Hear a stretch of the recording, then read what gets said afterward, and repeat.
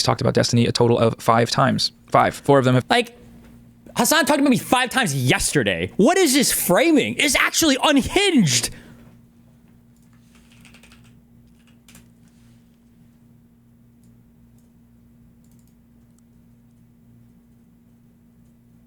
Like, I genuinely think Destiny's unhealthy obsession over the course...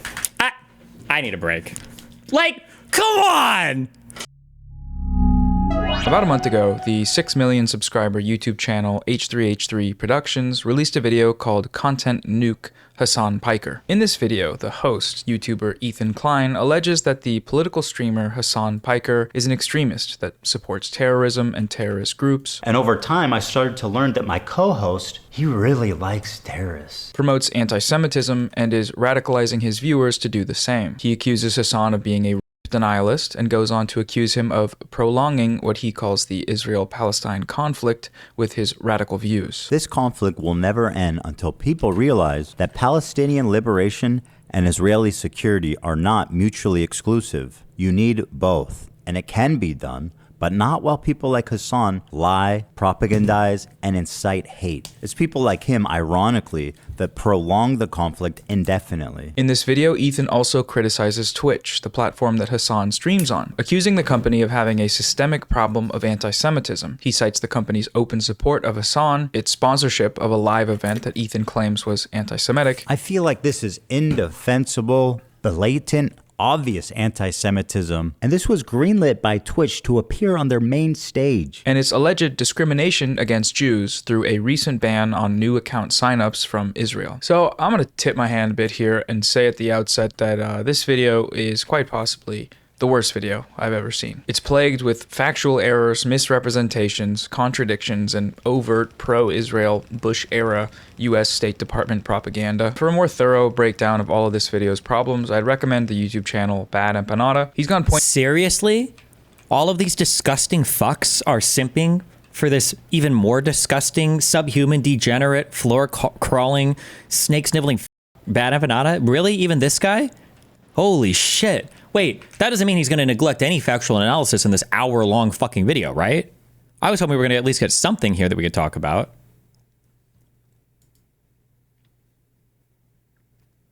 Point by point with these and debunked them, many of them months prior to the release of Ethan's video. Hasan himself has also responded to most of these claims also months ago. I will leave these videos linked below in a playlist. Given the existence of these dozens of other responses, I'm not here to repeat their arguments. You can just go watch them. No, the real reason I'm talking about Ethan's video today is less about what he says in it and more about what he doesn't say. Oh my God.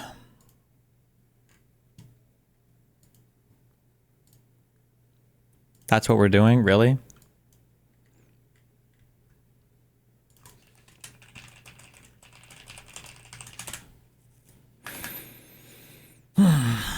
Things he chooses to leave out. Save for a passing mention of an outdated, vastly underestimated death toll of Palestinians in Gaza, Ethan omits the Palestinian side of the story entirely. He doesn't talk about Gaza. He doesn't give any specifics about what Israel is doing there. And this is an issue for a few reasons, but mainly, all of the points he raises are directly tied to the Gaza genocide. The main targets of this video are some of the only groups in the world that have violently resisted Israel's genocide, and the few figures in independent media that are willing to tell the Palestinian side of the story. By leaving out the broader context, Ethan is able to present a false perception to these millions of viewers about the motivations behind the people his video attacks. He's able to frame them as mindless, terrorist-supporting, America-hating anti-Semites, and not what they really are.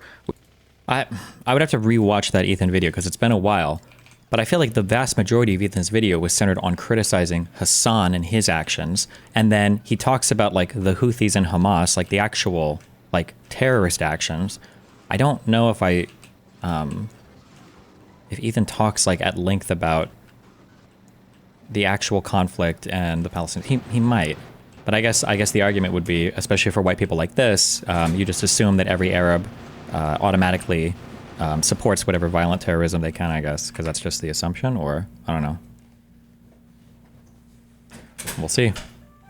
Which is anti-genocide people that are against genocide. Western media manufactures terrorists supporting America-hating anti-Semites and not what they really are, which is anti-genocide people that are against genocide. Western media manufactures consent for large-scale terror operations across the globe in a number of ways. There are more overt forms like atrocity propaganda. There are also more subtle ways like deceptively framing information, using passive language, and creating false perceptions about conflicts through things like burying the lead and lies by omission. All of these tactics are present in Ethan's video and the wider online smear campaign that motivated it, but it's that last thing that I think does quite a bit of damage, lying by omission. The way Ethan's video is framed seems to imply that Israel's genocide in Gaza is not actually a genocide. He never explicitly uses the term himself, but it's presented as just another thing that's happening in the Middle East that's sad, but ultimately the product of a war. That there are deaths on both sides, and that all we need to have peace is rational dialogue between these two sides. This could not be further from the truth, and to better understand this, we need to talk about Gaza. Thus far, I've been using the term genocide in reference to Israel's actions in Gaza, but I don't know how much my brain is going to want to jump back into Israel-Palestine mode for this video, but just as a heads up, white people like this who live in the West, who never have to deal with any of this violence whatsoever, love dead Palestinian children almost as much as Hamas does, because that's where they get their moral and then financial authority from, or support from, I guess I should say. If you're out here talking about like fantastic pie in the sky dreams, like one state solutions, and saying that's the only way that peace will ever happen, you don't have any desire for peace in this region. All you do is talk about the conflict because you make money off it, or you enjoy it, or you virtue signal on it, and that's it. None of these people have any actual desire to see anything improve for any of the lives of these people. Because if they did, they'd be talking about realistic solutions, not fucking stupid shit that not even Palestinians want. Because Palestinians don't want an even state where everybody has equal rights as well. No, literally nobody wants this. Not the Jews nor the Palestinians. It's just a white man's fantasy. it seems like a lot of the people using it on social media here have a general lack of understanding of the gravity of what that term actually means. Genocide isn't just bad thing that's happening where people are dying. Yes, it is now. That is what you guys have turned genocide into. It's a bad thing that's happening where people are dying. You've already made it clear that you don't give a fuck about any of the legal definitions or anything whatsoever for that. It's just when a lot of people die, it's genocide. That's it. That's not what it is. It's a Holocaust. The U.S.-Israeli Holocaust. That's what it should be called. Israel is using everything in its power to eradicate. I thought Holocaust more specifically refers to just the killing of the Jews, or does that refer to all the killings that Germany did?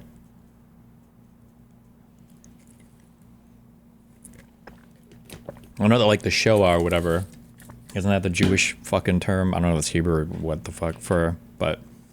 eradicate Palestinians from the Holocaust might be all of it, the planet. The fact that Israel's actions in Gaza amount to genocide isn't controversial. Not among the... Not controversial? This is like one of the most controversial things in the world right now. What do you mean? There's tons of hot debate over this. But he's going to say not according to the experts that I like, not according to my experts. Experts, at least. This is the near universal consensus among top human rights groups and humanitarian organizations operating on the ground in Gaza that Israel is committing genocide, countless war crimes, and crimes against humanity. There is the Amnesty International report, a 300-page report that accused Israel of genocide in Gaza. There was the Human Rights Watch report accusing Israel of crimes against humanity and genocide in Gaza, specifically through the intentional deprivation of access to clean drinking water. The United Nations, Euromed Monitor, Doctors Without Borders, the International Committee of the Red Cross, Israeli human rights groups like B'Tselem, various Holocaust scholars, they're all saying the same thing. Last year, the International Court of Justice ruled... At least he cites people for this, which is more than fucking Hasan does. ...that the case for Israel's genocide in Gaza is... How do you think the experts are split 50-50? When it comes to ruling stuff a genocide, I don't know. It depends on, I guess, on the orgs you talk to or which ones you get into. The issue is that a lot of the people that deal with this particular question literally only deal with it in relation to Israel-Palestine, and it seems to be the only one that they give a fuck about. And because of the way that they weaponize the standards and the language here against Israel, it makes it very hard to take them seriously. Like when people are willing to say that Israel committed a genocide when the death toll hit, I think, like 20,000 people, but these people are all absolutely and utterly silent on what's happening with Assad and Syria, where hundreds of thousands of people were killed, or they're absolutely silent on what happened with in Yemen with just children alone. The malnutrition deaths are, I think, in excess of like 50,000 down there, not to mention the countless other people that have died due to the restricting of aid by the Houthis, or Ansar Allah if you want to be Hassan. There's just so much of this type of stuff that goes on that everybody's silent on, and then they see Israel in the middle of it is a war, whether you like it or not, and then they call it a genocide For what reason? Because really just because a lot of people are dying and very few people seem to be willing to engage with the actual legal language of what is a genocide, and they just like to use it as lots of people dying, therefore it's bad. It's just really stupid. Well, I mean, I guess it's effective. I shouldn't say it's stupid because it's good political messaging. Plausible. It was a preliminary hearing, and the final rulings on cases of genocide typically take multiple years, but the ICJ issued several provisional measures to prevent the possibility of a genocide taking place, provisional measures which Israel has failed to follow completely. And then there was, of course, the international side taking place, provisional measures which Israel has. This is an opinion by Amnesty International that Israel is defying the ICJ order. But then again, I will say as well, all of these statements, this is February of 2024. I think I made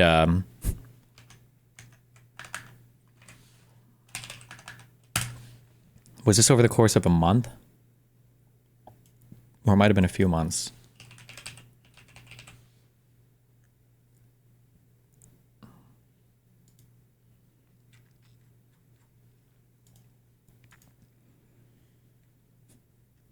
Israel-Gaza war. Half of Gaza's population is starving. Gaza on the brink as 1 in 4 people face extreme hunger. Gaza deaths from hunger could surpass casualties of airstrikes in coming weeks. UN agency says 40% of Gaza's population at risk of famine. Half of Gazans are at risk of starving. This is December, January. Famine in Gaza around the corner as people face highest levels of food insecurity ever recorded. Palestinians in Gaza face acute risk of famine. UN agency chief says Gaza needs more aid to arrive faster. Warning of famine and disease. Over 100 days into the war, Israel destroying Gaza's food system and weaponizing food. Says UN, like, so much famine and starvation and death. And then we're here now, right? How many ever years into the conflict? Has it been 2 years yet? What October did this even start? And arguably no deaths due to starvation. There was an article several months ago, I think, that tried to say like maybe there were 40 deaths due to starvation. But it's interesting that for, I guess, 2 years, these people have all been starving to death and nobody seems to be down. What's going on there, right? Something is not right with the reporting here. Something is not right. Something's not happening here.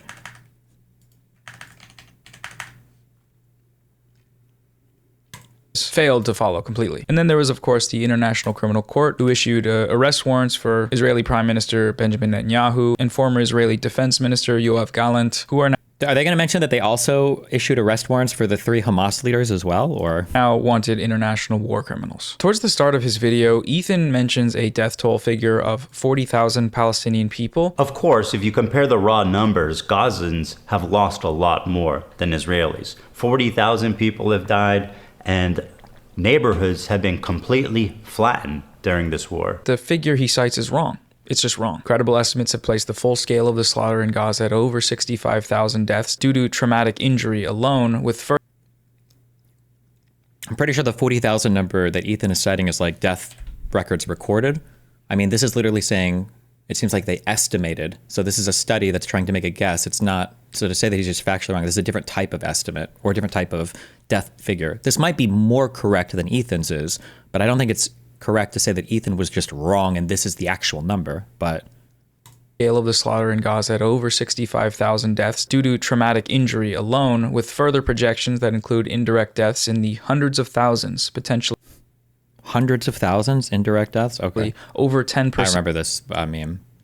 Of the population of Gaza. Ethan's brief and false of thousands, potentially. It is not implausible to estimate that up to 186,000 or even more deaths could be attributable to the current conflict in Gaza. Really? We think that 10% of Gaza's population died and nobody noticed? This was a slop article, by the way.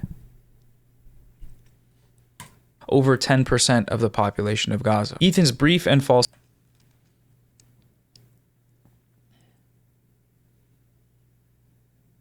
Hundreds of thousands, potentially over 10% of the population of Gaza. Ethan's brief and false citation leaves a lot of other things unmentioned, like how the vast majority of these deaths have been Palestinian civilians, including over 15,000 children. The United Nations described— I love these numbers, but the way in the West that we call people children just because they're under the age of 18 kind of ignores, unfortunately, the realities of a lot of the international conflict, where a lot of the people that can be taking part in the fighting can literally be people, can be young men that are trained to fight from— in Yemen. It's crazy. It's like, I think one lady said she saw like 6-year-olds with fucking AKs, which is crazy. But like 15, 16, 17-year-old that's been trained to do combat is obviously a lot different than like a 6-year-old or a 5-year-old who's being killed in combat, right? And to treat these the same, I think, is incredibly insulting. Now, how would you break apart those numbers better? I'm not sure. It's hard because Hamas doesn't wear uniforms when they fight. Remember, the goal of Hamas is always to induce as many civilian casualties as possible. So they love these stupid numbers given about like deaths of children because it makes them look so good. So if they can put an AK in the hand of a 16, 17-year-old trained to fight and he gets killed, because remember, they never wear uniforms, they booby trap everything, they try to reduce as much civilian casualty as possible. Dipshit white people like Noah over here can come out and say like, oh yeah, Israel's indiscriminately murdering children and the gods, they're killing all the kids, all the children. It's like, okay, chief. Gaza as a graveyard for children just months into the genocide, and after that, Israel only ramped up its child killing. Ethan does not mention that over 1,200 families have been completely erased from the Gaza civil registry, meaning that every single member of their bloodline has been killed. Nor does he... If you had to guess how many of the children are combatants, if I had to guess, fuck, I have no idea. Probably not that high of a percentage. Like, I would be surprised if it was over 25 or 30%. Like, there have been a lot of legitimate civilian deaths in the Gaza Strip. It's just stupid that they weaponize like the children language over and over and over again, and then never talk about why so many civilian casualties happen here. Like, it's literally Israel is just fighting a war on its own, and there's absolutely no responsibility to the other side, which, by the way, international law dictates that there is. Under international law, you do have an obligation to take care of your civilian population. You do have an obligation to allow them to hide from combat. You can't lock them in areas and force them to remain there. It's called using human shields. Where are the bomb shelters that Hamas has built for their civilian populations? How many times has Hamas worked with Israel to ensure that aid is being delivered to the civilian population? It doesn't happen. In fact, it's the opposite. They steal aid, right? But nobody talks about this. Nobody cares about this. It's just fucking stupid. He mentioned that the mass slaughter of these innocent civilians has been intentional. Israel has a long history. And all of this language, remember, too, is the language of like the white Western man who doesn't give a fuck about anything that's actually not like intentional slaughter of civilians. All of it. Israel's just intentionally going in and slaughtering civilians. Like, really? What is Hamas? Like, the question is, what has Hamas done to protect any of its civilian population at all? There's going to be no answer given to that. And then what has Hamas done to induce civilian death on their side? Well, let's see. They fight from civilian areas. All those same beloved human rights orgs that he cites also say that. Amnesty International reported that as early as 2008, I think, definitely in 2014. Human rights, like all these other groups have all reported the same thing, that not Al-Alil or whatever. That was the hospital that they said Israel bombed that they didn't. Al-Shifa Hospital is literally used as an interrogation center where they wheel fucking people to the hospital for torture and murder. We had videos of them taking people there in 2022, were recovered. And in 2014, Amnesty International made the same claims that it's used as an interrogation torture center. You've got booby-trapped houses. This is something they've been doing at least since 2014. They might have been doing it in 2008 as well. On the Hamas side, they booby-trap corpses sometimes. They live in civilian homes, like Hamas fighters will live in civilian homes. They store weapons, armors. Like, all of this has been reported by all these same human rights orgs that fucking losers like this guy report, but they never bring any of that up. They never, ever, ever, ever, ever bring any of that up, ever. They never, ever bring any of this up. It's so cringe and stupid. So there is no, like, Ethan's correct. I don't remember if after watching Ethan's video, if I thought he gave a good summary of the Palestinian side or not. I don't remember. It's possible he might not have, or maybe I brought something up where he should have phrased this differently, or this wasn't okay, or he should have brought something up different. But both sides just screeching about their one-sided retelling of history is just so fucking cringe and AIDS and autistic and stupid. It's so dumb. But has been killed. Nor does he mention that the mass slaughter of these innocent civilians has been intentional. Israel has a long history of intentionally targeting Palestinian civilians for slaughter. This dates back to the Nakba, the ethnic cleansing of... Oh, we're going to redo all of the... So I'm just curious. In his telling of the Nakba, in his telling of the Nakba here, okay, do you think he's going to mention anything about the fact that there was like a 2 to 3 year war that happened in this time period? Or is it literally just, what happened? What was the Nakba? Well, a long time ago, I don't know why or how, but I think a whole bunch of Jews just like kicked out a whole bunch of Palestinians. I think that happened. I think that was the only thing that was going on. But let's see. Intentionally targeting Palestinian civilians for slaughter. This dates back to the Nakba, the ethnic cleansing of over 700,000 Palestinians from their land in 1948, which included the massacre of thousands of civilians. And it's also evident in all of Israel's... Wait. The Nakba included the massacre of thousands of civilians? Wait, did thousands and thousands of people even die in those 48, 47 wars? Wait, hold on. In which areas?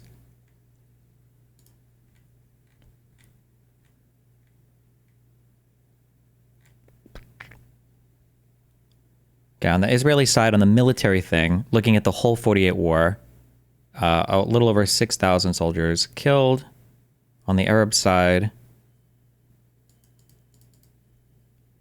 it says 3 to 10,000 killed. Where, like, I'm just trying to think of thousands of civilians dying, because like the big genocides, or not genocides, I'm sorry, the big massacres that are generally spoken of. So like Deir Yassin, for instance, is usually like the go-to one. I think it was like 50 or 60 people died in this, unless he just means like as a consequence of the entire war. That might be possible over the course of the entire war. Maybe that many civilians died, but he's not even bringing up that there was a war going on at this time.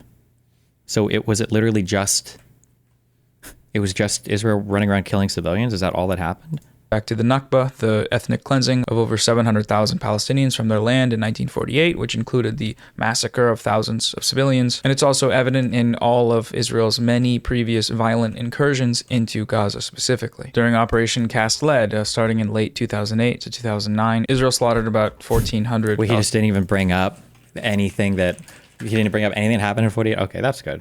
That's good. Palestinian people. 300 of those were children. During this widespread massacre, Israel ordered people to shelter in schools, so-called humanitarian safe zones, then proceeded to bomb the schools and kill people by the dozens. This practice has continued at an even larger scale in the latest escalation in Gaza.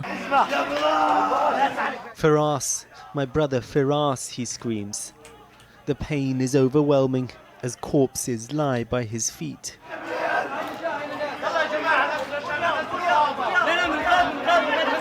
This is the one thing that Palestinians learned, again, I think this is like Soviet propaganda teaching, that they do so much better than Jewish people, because this is a huge issue that came up. For Jewish people, when they die, this happened with the Zaka volunteers, right?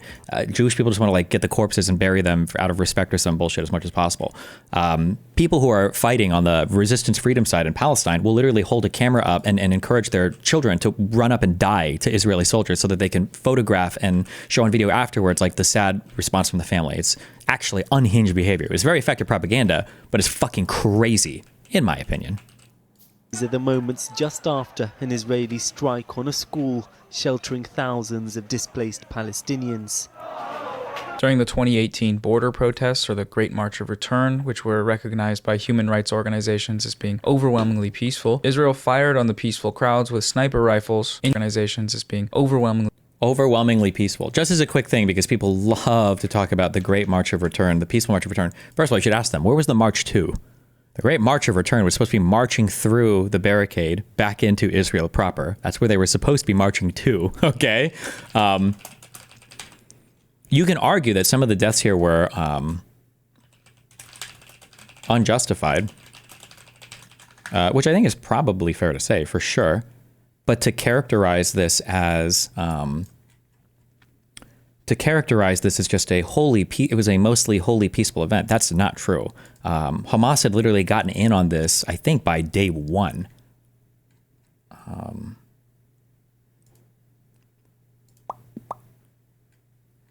Do I not have videos saved anywhere here? Like, this is the mostly peaceful event, by the way.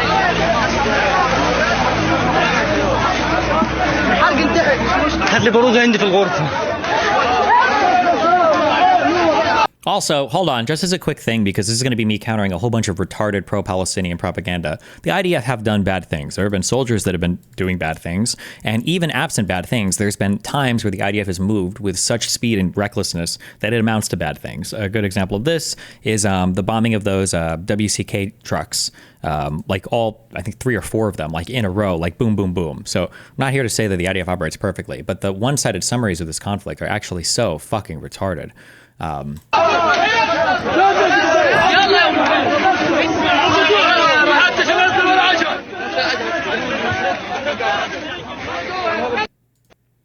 In case you're curious what they're saving tires here for, why do I not have...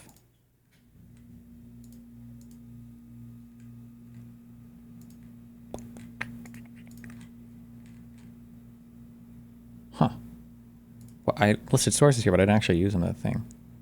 But the reason why they are stockpiling tires is because they can set the tires on fire for cover from snipers so that they can then go up and like cut the fence and like run through and shit. All of this is like the peaceful Great March of Return. Remember this, okay? This is all the peaceful Great March of Return.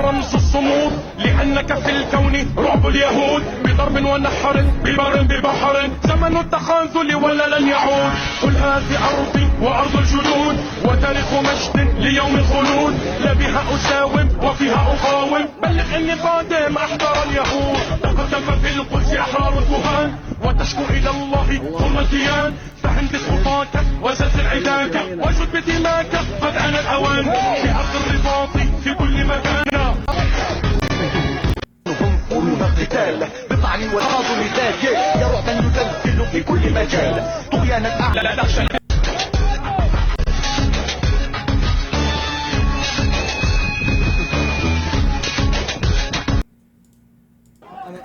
One of the reasons why they're setting these tires on fire so that they can provide a smokescreen cover so that they can run up and cut the fence is so that they can run across the fence and they can plant IEDs on the other side to kill either civilians or soldiers that are outside of the fence for the Gaza Strip.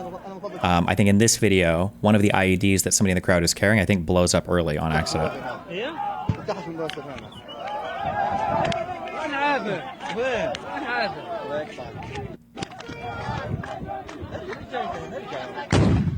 Whoops.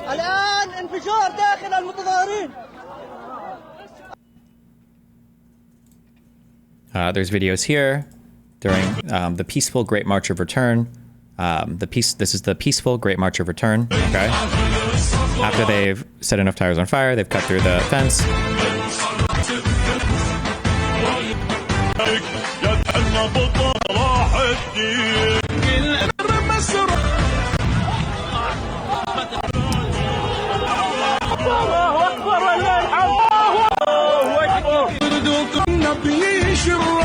And the goal is to get outside and then to plant the IEDs that they have in the ground. I think I have more direct footage of that. I thought I did. Oh, let's see it here.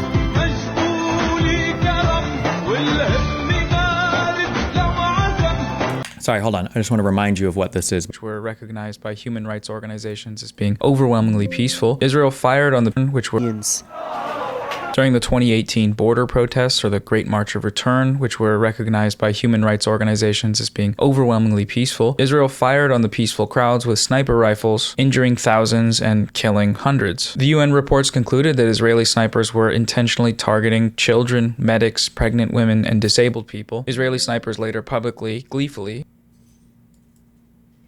This is the peaceful Great March of Return, just to remind you.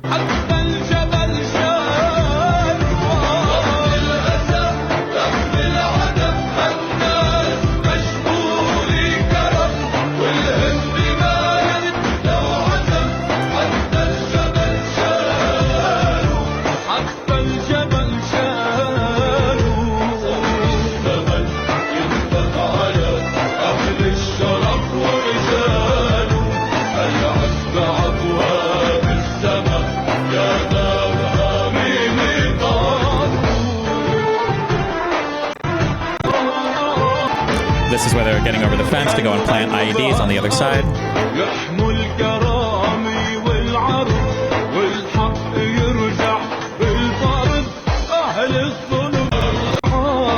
Who organized this thing? So the concept started when, I believe it was a Palestinian, Ahmed Abu Artima. He made a Facebook post, and this was the fake Facebook post that started the idea, okay? What if 200,000 demonstrators went out in a peaceful march, stormed the barbed wire east of Gaza, and entered our occupied territories a few kilometers away, into Israel proper, waving Palestinian flags and keys of return accompanied by international media? Then they set up tents inside and established a city there. Let's call it Bab al-Sham City, and thousands of Palestinians inside joined them, insisting on remaining there peacefully without using any form of violence. What can the heavily armed occupation do to these peaceful human marches? Will he kill 10, 20, or 50 of them? And what will he do in the face of the insistence and roaring human advance? A people who want life and nothing more than life. Nothing delays this idea except the self-chains we have woven from our illusions. We are dying in our narrow, besieged place, so why don't we flee before the knife slaughters us? They are plotting to expel us to the south after they have killed us. So why don't we get one step ahead of them and flee to the north? If there must be a price, let that price be in the right direction. The direction of returning to Palestine, the direction of gaining new land and deepening the enemy's existential dilemma. When we implement this idea and achieve a historic breakthrough, we will discover how many years we have wasted in vain, hesitating and hesitating. Revolt, you lose nothing but chains. So the very first inception of this idea was to break through the border wall and do it. But the problem is that almost immediately, Hamas seized on this idea and they wanted to weaponize it and use it for their own purposes, basically. I think early on you saw Sinwar, who was like the Hamas leader of the Gaza Strip. You see him walking around with crowds and talking to people. There were reports of bus drivers who were complaining that they were being forced to take Hamas operatives basically up to the border, like people to fight, basically.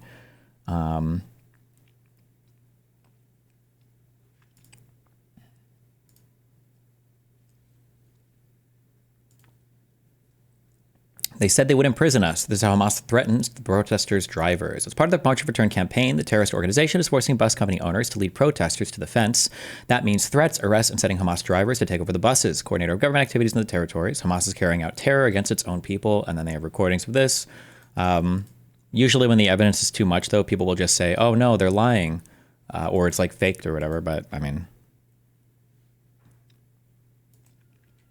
and then at the time when these were going on, this is how it was reported. Now it's been rewritten as just a peaceful protest. This is just like the peaceful March of Return.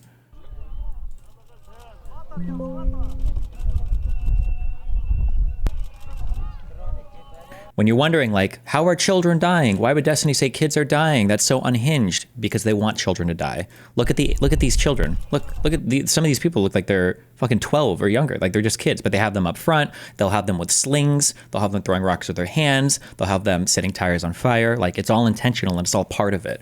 I don't know if I have it saved in here, but there's a video where two parents are watching their child go up and then the child gets shot and then medical personnel run forward and then the camera pans and then you have both parents crying over their dead child. And it's Jesus fucking Christ. Which week was this? This was on May 2nd of 2018.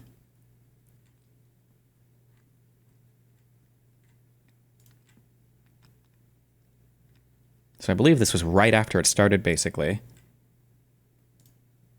I don't remember if the first week was in April or in May. But...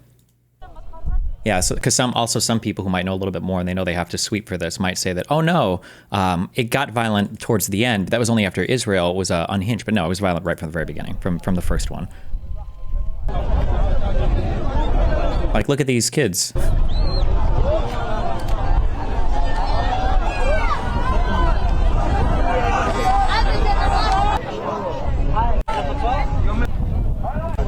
Oh, sometimes these look harmless. I guess I don't know what the other ones look like, so I say this carefully. But one of the things they would do is they would create these Molotov balloons or whatever, or some kind of fuck. What am I thinking of? Napalm balloons. You'd set them up, and then they would go over, and then they would crash on the other side, and they'd set fire to huge swaths of land. So they had to evacuate some of the kibbutzes, I think, near the Gaza Strip when they were doing this. Kites, yeah. I don't know if it would have looked like this or would have been more obvious in how it would appear, but...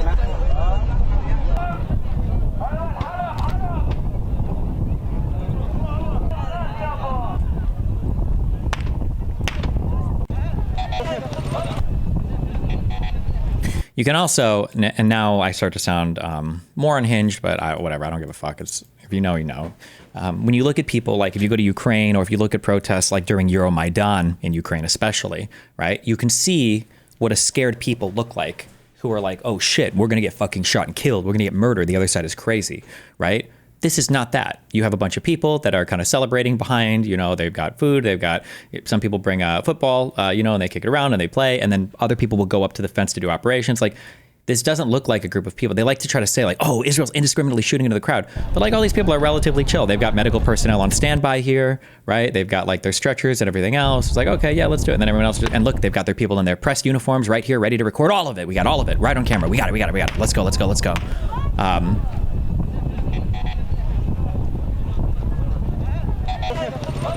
Look at all, we've got this from 16 different angles. And look, you got all those other people standing here, chilling. These people don't really seem afraid of getting randomly sniped by Israeli snipers. How come? Why not?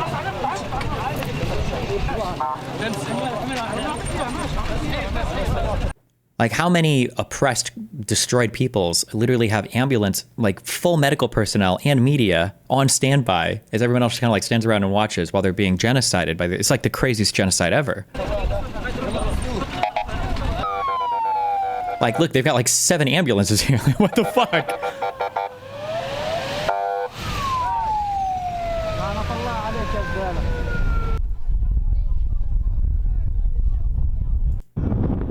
You've got little, oh, I don't know if that's a child. That might just be a man, young man.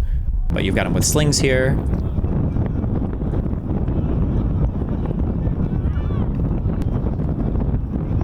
You've got people running tires up to the front so that they can set them on fire, so they can get closer and closer to the wall, so that they can eventually cut the fence, right?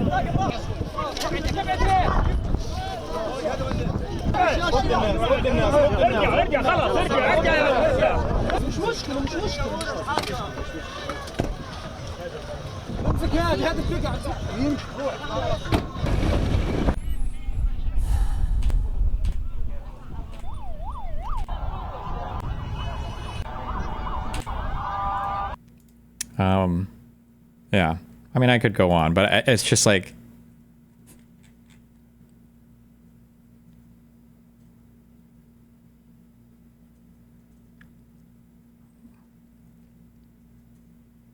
I'm trying to think if there's any.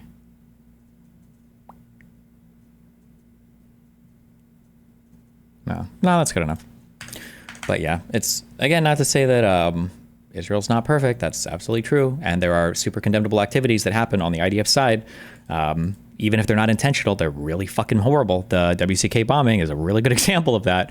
But that this is not the same. And to try to pretend it is just, it's ridiculous. Fuck. Oh, I closed too many of these. The amount of truly... Sorry. Fuck. Where were we at on this? Countless medical workers, doctors. The pretext they've fabricated for this policy of intentional starvation. This trend is Gaza.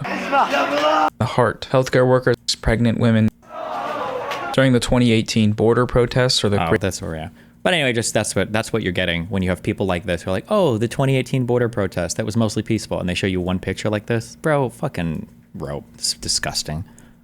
Great March of Return, which were recognized by human rights organizations as being overwhelmingly peaceful.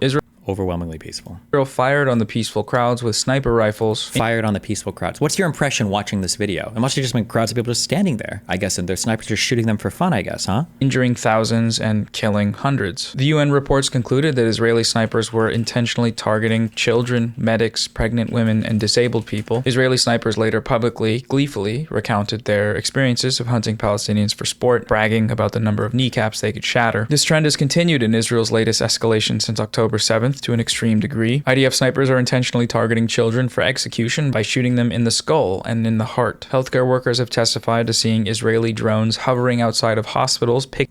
Remember when we're talking about healthcare workers, right? The healthcare workers from from UNRWA and the healthcare workers that are in the Gaza Strip all said that they weren't affiliated in any way with Hamas or any other terror organizations. All of that has come out to be complete and utter bullshit, unfortunately. So when you get these healthcare workers that are supposed to be nonpartisan and are totally, just here to save the people, and you find out that a lot of them are working directly for Hamas, and not like in some medical fashion, but to do propaganda and everything else, it hurts your story a lot. And that's one of the big reasons why UNRWA, support for UNRWA, I think even in Israel, I think was collapsed or was starting to among the left. It's a really bad look.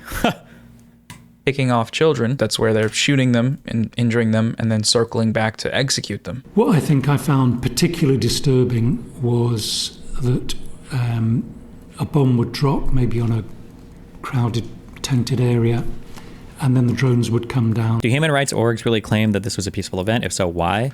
When it comes to anything having to do with Israel, people's minds are just broken, including a lot of UN and UN-related shit. It's actually, you have to read a lot of the underlying material. Or like the underlying material would be fairly accurate, but then the way that they report it is just unhinged, fucking crazy, stupid shit. It's just, I don't know what it is. Jews just have that effect on people, I guess.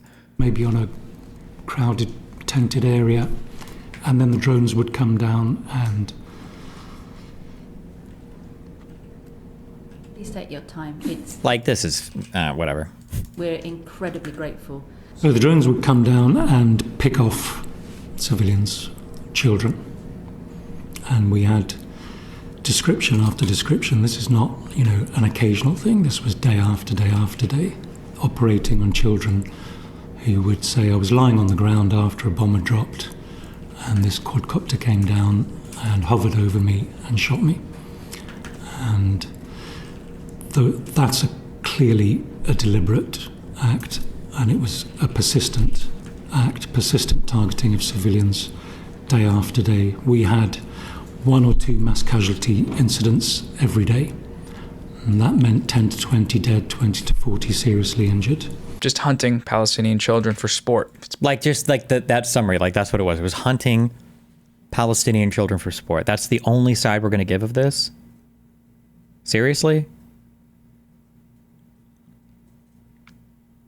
What about the human rights orgs he is citing, saying snipers shot at medics and children? Are they true? Anything having to do with children, it's automatically, you write it off as retarded, unless they have ages listed or something. For medics and news personnel, I think there have been times where Israel has probably done it, but if you go and you look at, generally, if you investigate any of the individual shootings that they're being accused of, usually it's part of some other combat operation. Like there's a fight going on, or there's a battle going on, or it's people who were like, I think in The Great March of Return, I think Lonerbox, although I can't cite him because apparently he's pro-Nazi now as well, according to people like Bad Empanada. Like sometimes a sniper shoots and they miss. You see like all the smoke and everything they've kicked up from the tires. That's the goal, is to obscure the vision. And then sometimes other people get hit, like it happens. But the majority of the people that got shot for that Great March of Return stuff were all like within 100 meters or 150 or 200 meters or whatever from the border wall. It's not like they were just indiscriminately sniping and shooting into the crowd. And then again, also, you can say that like, oh, well, I don't know. That sounds like too convenient. And it's like, okay, just look at the behavior of the people that are there. Like everybody's just standing out. It doesn't seem like anybody's really scared of getting shot by an Israeli sniper. It doesn't seem like anybody there gives a fuck. So what's going on there? Pure terrorism. The Israelis also have a history of murdering Palestinian civilians by running them over with bulldozers and tanks. Recall the story of the killing of Kamal Zair from April of 2002. Israeli tanks shot and killed him and then proceeded to run him over. He was 57 years old, wheelchair-bound, and waving a white flag. Another prominent case of this was Rachel Corrie, a 23-year-old American peace activist who was murdered by an Israeli bulldozer while protesting the destruction of Palestinian homes in Gaza. Israelis for years... Like that first thing that he gives, and they'll never, ever, ever bring up. He'll never say these words because it's bad words for the white people in the West who like to support terrorism and dead Arab children. That 2002 death, I haven't looked into it in particular. It could be that the Israeli military legitimately fucked up, but it happened during the Second Intifada, where terrorist attacks were being supported by a lot on the Palestinian side, at least a lot of the leadership, and those terrorist attacks were happening all throughout Israel and the Gaza Strip and the West Bank. It was a crazy, chaotic time throughout all of Israel. But he'll never bring that up. It's just, oh, in 2002, I guess for no reason, Israel must have just killed some poor dude in a wheelchair. That's fucking unhinged, but whatever. Was murdered by an Israeli bulldozer while protesting the destruction of Palestinian homes in Gaza. Israelis for years after her murder celebrated the day by making pancakes with Rachel Corrie's face painted into them. In the latest escalation, individual Israeli soldiers have admitted to committing these atrocities by the hundreds. The only reason we have these admissions is... Oh, they say this, but this comes from, I know what he's citing. What's it called again? It was some really weird document. Voices, Soldiers, what's it called? There was some org that did some study, or not a study, but they interviewed soldiers like off the record to talk about all the horrible war crimes they'd witnessed, silent voices, something like that. But I think in the end, it ended up being almost impossible to corroborate like any of this. And, some of it just was like obviously not true. Like they would mention a person getting killed or something. Like there was no record of this. Like the people weren't even in the right spot. It was just stupid. But is because Western outlets have written articles with concerns over how the mass murdering affects these soldiers' mental health. Another element to the case that Israel is committing genocide is its continuous intentional deprivation of the basic necessities for life for Palestinians in Gaza. They've been using starvation as a weapon of war, a war crime, and a crime against humanity. Most recently, Israel's response to the quote-unquote ceasefire in Gaza is to continue this mass starvation while explicitly stating it as a matter of policy. They have blocked humanitarian aid throughout the genocide in violation of international law. This claim has been made a million times and debunked a million times, but nobody will ever actually talk about it. it's been claimed over and over and over and over again that they're blocking aid, but then when people go to look into it, it's either aid is getting to the other side of the wall and then it's not being distributed, or they're claiming that aid is being blocked, but it's just not true, and there's no record of that because COGAT keeps a record of literally all the trucks going in and out. Or they'll say that enough trucks of food aren't getting in or out because they look at like the total number of trucks, but they ignore the fact that, yeah, less trucks are going in now because there are no construction supplies or anything going in. It's just like, it's just all of this is just like bullshit. But also, again, this is a thing where we can just look at the outcomes and see like, okay, well, are people really being starved to death for years in the Gaza Strip, for months, for years? Like, where are the starvation deaths? And then again, there's another, people don't like this talking point, but like, look at the pictures of the Palestinian people. There are not starving, emaciated people like they try to present themselves as in the media in any of these pictures or any of these pictures. It's just not happening. It's just not there. It's just a delusional talking point. But I mean, it plays well with the media, so whatever. Ceasefire orders and the ICJ's provisional measures against genocide. The pretext they've fabricated for this policy of intentional starvation is that Hamas is looting these aid trucks. They have provided no evidence for this claim. What we do have evidence for is that Israel has protected and supported criminal gangs with ties to ISIS in areas that Israel has full control over. And these groups have been looting aid trucks. Israel is intentionally depriving Palestinians in Gaza of access to clean water. Oxfam reported that Israel has destroyed over 1,000 miles of water and sanitation networks, leaving less than 7% of pre-war water levels in Rafah and North Gaza. Israel has also partially or entirely destroyed over 80% of water and sanitation infrastructure in Gaza, including all 6 of its mainline wastewater treatment plants. Brutal violence. I don't get it. Why are they willing to sacrifice their life for a greater cause if the life is decent in Gaza? Whether or not you have a decent life or not isn't really relevant to anything. The issue is it's people who feel like they've been dispossessed of a land and they're being basically trapped in some small area when they feel historically like they have a right to a greater area. And when you have to live, when your whole life is confined to this few kilometers of fucking beach and you're not allowed to leave or come back in very easily, and then right across this fence there's like a super prosperous nation that you feel they've, like your grandparents might have lived in some of the houses in some of these cities. Yeah, it's a shitty fucking feeling. Attacks on the healthcare system are another aspect of the genocide. They've damaged or destroyed every single hospital in Gaza. And like, even the language here should give you an indication that this is like kind of silly. They've damaged or destroyed every single hospital. Well, those are two very, very different claims. Like, a damaged hospital could be a hospital that had like a window shot out. A destroyed hospital could be one that's completely dysfunctional. It can no longer serve like healthcare needs for a population. Like, what is it? Which one? Like, why would we say damaged or destroyed? Why would we ever group those two things together? But and murdered countless medical workers, doctors, nurses, rescue workers, and healthcare staff. They've kidnapped doctors and held them without charge, where they've been tortured. Dr. Adnan Al-Bursh, Gaza's leading orthopedic surgeon. Do you think he thinks the way he presents it, is it how the events happened, or do you think he misrepresents it on purpose?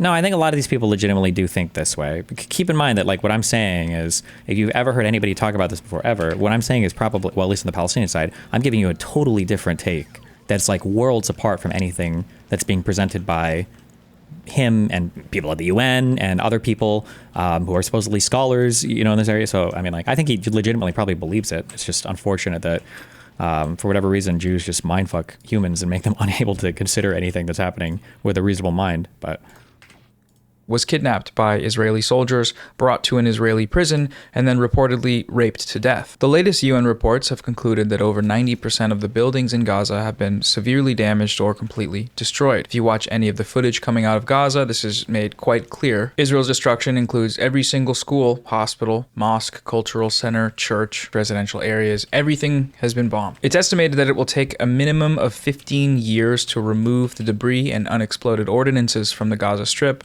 That's just removing it, by the way, not rebuilding. In September, the UN released an estimate that because of Israel's illegal and inhumane blockade around Gaza, which regularly limits the transfer of things like concrete into the Strip, fully rebuilding Gaza will take 350 years. Gaza is... I wonder why, like, that sounds crazy. Why would Israel limit concrete going into the Gaza Strip? There can't possibly be any reason for that, right? That sounds like super crazy.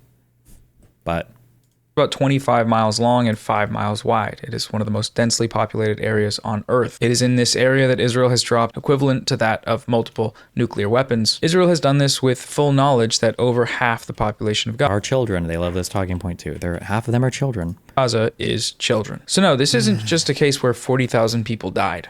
A lot more than that happened. One of the most tragic elements of the Gaza genocide is that, as crucial as it may be for the factual record and eventually holding the perpetrators accountable, merely recounting these statistics does not afford Palestinians the dignity of humanity. They are simply reduced to numbers, to tens of thousands of names on a registry, as if they aren't human beings with dreams, hopes, hobbies, interests, and love for the people around them. If you've had this feeling as well, I want to recommend a book. It's called If I Must Die. It's written by Reexamined, a very talented poet, Dr. Home and Baby Limitals Ligation videos. Only to find generally anybody, not to be whatever, but like anybody who claims to be like Palestinian or Arab or like a scholar on Palestine that only covers from the exclusive Palestinian angle, don't even waste your time reading it. It's literally, unless you want to learn about the conflict through fact checking, then sometimes they're the best authors to read. Finkelstein, I think, is a really good person if you want to learn about Israel-Palestine, because you can just read his book and fact check everything, and you'll learn all the talking points from the bullshit side, and then you'll learn what actually happened when you go and do a little bit of research. But you have to be willing to read a lot, unfortunately. There's no shortcut for this,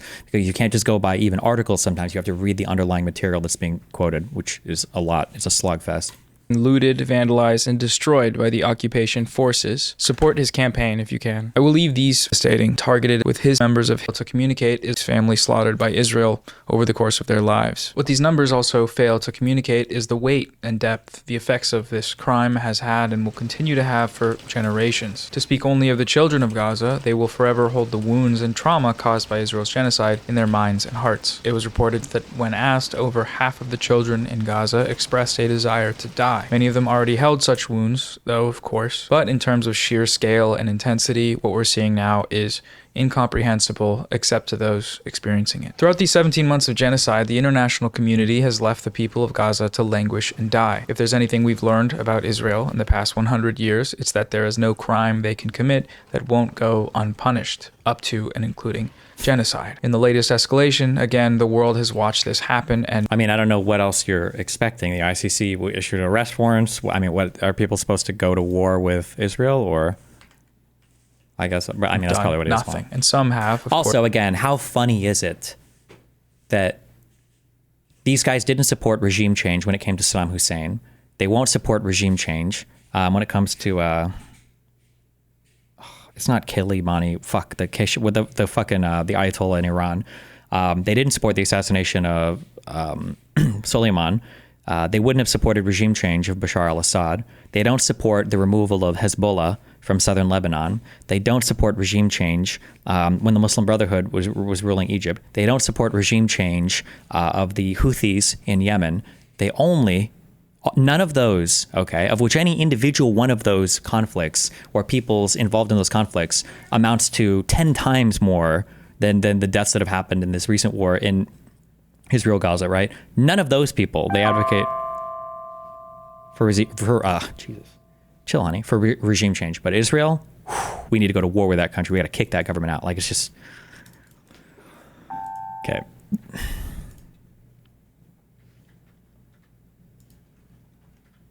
Course, actively made this genocide possible. Most notably, that would be the United States government. Yes. The U.S. and the Biden administration is fully complicit in this genocide. They've repeatedly sent billions of dollars in weapons shipments and provided military and diplomatic support. Over 80% of the killing machinery that has been used to slaughter Palestinians in Gaza has been provided by the United States government. They've also provided rhetorical and diplomatic support by whitewashing Israel's crimes against humanity, laundering Israeli atrocity propaganda, and denying and dismissing genocide allegations. That last one should come as no surprise, given that a genocide ruling against Israel does also implicate the United States in the crime of aiding and abetting genocide, since they sent the bombs that made it possible. The ICC is already being urged to investigate Joe Biden and Antony Blinken for their role in perpetrating this very crime. These actions have shown the U.S. to be acting in violation of both domestic and international laws by sending weapons to a regime that is actively and intentionally blocking access to humanitarian aid against a civilian population that they are occupying, and ignoring the arrest warrants issued by the International Criminal Court against Netanyahu and Gallant. This is just another plot on the long chart of the US and Israel's position as rogue states in the international community. There's a comment I saw on Ethan Klein's video. It read, "I feel like a lot of people can't separate Israelis and the Israeli government, and the same with the other side. Like, you are allowed to hate on the people who actually kill people and not hate the innocent adults and children that are being killed from both sides. This is is a popular framing among liberals and liberal outlets that we should separate the Israeli people from the actions of their government. He's not really going to make this argument, is he? Are we gonna be at child settlers by the end of this, or? Well, there are some examples from the past where this may be true, such as the case of the American public's attitudes. Where this may be true. Keep in mind that Bet Salem is literally an organization founded in Israel that these guys love to quote. Bet Salem is literally a Palestinian human rights watch group created by Israelis to inhabit, to be a part of. Where is that equivalent on the Arab side in literally any fucking Arab state? Like, what? But whatever. Towards the end of the Vietnam War, which diverged from their government. The same cannot be said in the case of Israel. The vast majority of the Israeli public supports this genocide. Months into the genocide, polling showed that over 95% of Jewish Israelis supported the IDF's actions, with a majority of those... Oh, and then also, this will be the case for this video too. Remember, if he ends up and that's a stretch, if he ends up talking about any of the violence that Hamas does or any of the Palestinians do against Israel, you better believe he's going to load it with context and understanding. Like, you know, is the resistance perfect? No. Do they engage sometimes in acts of violence that we shouldn't support and we should rightfully condemn? Sure, but you got to understand why it happens. But on the Israeli side, whenever the IDF does anything or whenever Israelis support something, there's no understanding. Oh, why were Israelis scared of Palestinians, in the early 2000s? Well, they're racist, they're hateful, they're pro-genocide, they're Nazis, they're, they just want to genocide all the Palestinians. That's it. It's just as simple as that. It's very, very simple. Very, Jews are just bloodthirsty. No, I'm sorry. Whoa, not Jews. I meant, my bad. I just meant Zionists, of which 90% of Jews basically are. Zionists are bloodthirsty animals who just want to see the death of all Palestinians. Okay. Indicating that the IDF was not using enough force in Gaza. The force in question there being, genocide. They wanted more. It wasn't in Gaza. The force... So funny, too. This polling was in early November of 2023. So this was 1 month after October 7th, which was an insane attack on these other people. And it's like, we're going to hold them accountable for their opinions right then and right there. That's just unhinged. With a majority of those indicating that the IDF was not using enough force in Gaza. The force in question there being, genocide. They wanted more. It wasn't enough, apparently. It was already a genocide. In 1 month, it was already a genocide, True. And nothing has really changed. Just weeks ago, polling indicated that the Trump administration's plan to facilitate the ethnic cleansing of Gazans was supported by over 80% of Israelis. This headline refers to Israelis as a whole, but that 80% support statistic is actually only the perspective of Jewish Israelis. A majority... Really? Does this mean 46% of Arab respondents supported the plan? Or there's probably multiple things, because it says less than 50% of Israelis believe Trump's plan is moral, including 54% of Arab respondents and only 3% of Jewish Israelis. So the Arab population is much more split on this, which would make sense, but... of Gazans was supported by over 80% of Israelis. This headline refers to Israelis as a whole, but that 80% support statistic is actually only the perspective of Jewish Israelis. A majority of Palestinians with Israeli citizenship, or Arab Israelis, as the Israeli government tries to call them, considers this ethnic cleansing plan to be immoral. When it comes to Jewish... Why didn't he cite the number for that? Why didn't he give the percentage for that? Israelis, however, that number drops to just 3%. This should come as no surprise, given Israel's history, a country that exists on the logic of ethnic supremacy and colonization. Ethnic supremacy? Ethnic supremacy? In what ways? Requires a certain level of dehumanization to keep its inhabitants from collapsing under the weight of the reality of their satellite images show Star of David carved into Gaza. Rotten society. Another way to get a handle on the seemingly ubiquitous genocidal fervor among Israelis is by just talking to them. How many civilians have been killed in Gaza, from what you know? Who gives a shit?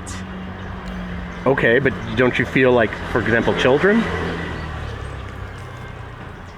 Children grow up to be Arabs. I read the numbers last week. My memory died and went to heaven. I don't think children should suffer, but they're always casualties. And since they do a lot of pruervu, that is a natural result. Like, these opinions that Israelis have, especially older ones, about Palestinians, are absolutely unhinged. That's true. But why is it that every time Palestinians act unhinged, we have to ask why? Why? What's the conditions that are leading them to feel that way? But when Israelis are unhinged, it's just because, like, I guess intrinsically Jewish people are evil and hateful of Arabs. Like, why is there so much understanding given to one side and none for the other, right? Israelis do have unhinged opinions about Palestinians. That's true. But are we going to say that Palestinians don't have unhinged opinions about Israelis? Well, those are justified opinions. Oh, okay. Gotcha. נהרגו בעזה. טוב, אז כנראה שנעצור. את לא רוצה לענות על זה? תודה. אוקיי, אפשר לשאול למה? כי אני לא חושבת שיש מישהו שהוא חף פשע שם. Like, that statement is kind of unhinged. You don't think there's a single innocent person there? That's pretty crazy. Meanwhile, flip on over to Hassan and Second Thought and the one dude speaking. Yeah, settler babies, I believe in that, right? That's an equally unhinged fucking statement.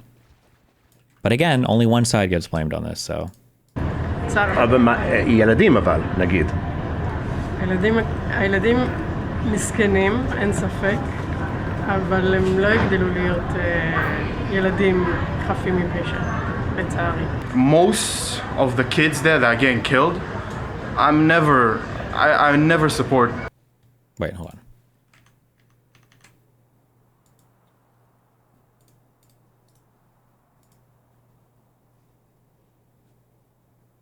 Why?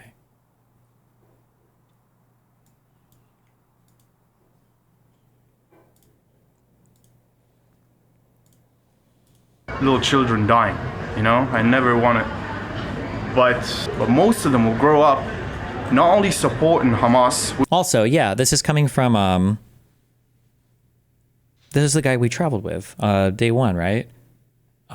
Corey something, Corey what? Who does the Ask Project? Like, there's a lot of answers on both sides of this. Why is he only picking the bad answers here? Corey Gilshuster. Really makes you think, huh? Which is a crime by itself. But joining them, which is the worst of the worst. פשע נהרגו בעזה. לא, זה גם לא מעניין אותי. לא? למה? לא מעניין אותי. אני הייתי עד 7 באוקטובר האמנתי בשלום ובשיח ובדו-שיח. Oh, crazy. And she's literally laying it out. Up till October 7th, I thought that peace was possible. A lot of Israelis had the same feeling up until the Second Intifada started in the year 2000 as well. 7 באוקטובר האמנתי בשלום ובשיח ובדו-שיח. אחרי זה הבנתי שאין עם מי לדבר. כולם שם מחבלים. לצערי הרב. אבל ילדים, כאילו. לא, אני אומרת בכנות, לא מעניין אותי. There is no such thing as Palestinians. They're Arabs who have many countries to flee to and nobody wants them to. But if we do call them Palestinians, their parents use them as human shields. To gain sympathy. That is true. The natural instinct of a Jewish mother is to protect her child. Palestinian women do not have that. These people know that is, unfortunately, it's unhinged, but that is absolutely true. Fuck, I was looking for this in my March of Return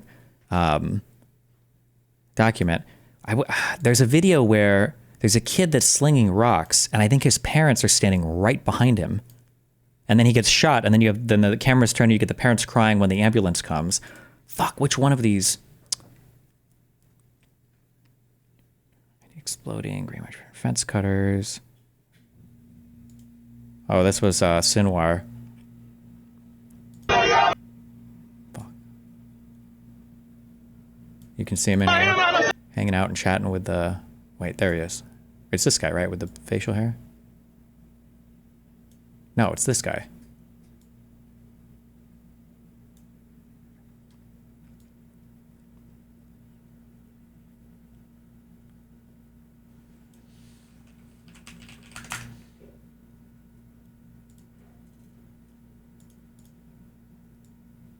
This one. This right here, sorry. I can't unmute this because it's too fucking loud. But remember, peaceful, great march of return, no Hamas, okay? They always say that. Is this the kid who climbs on the ambulance to sling rocks? No, that's another one too that's pretty crazy. But I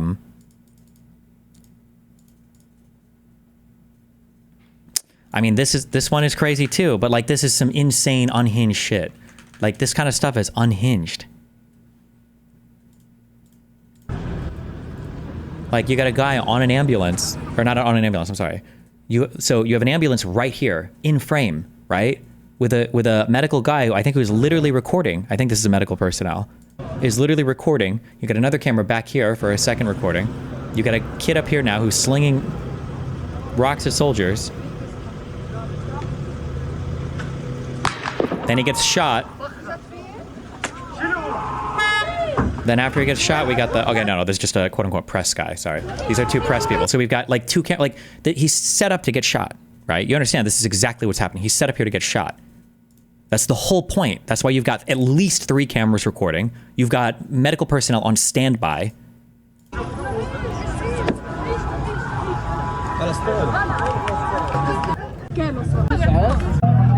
then there we go. We got another successful video for...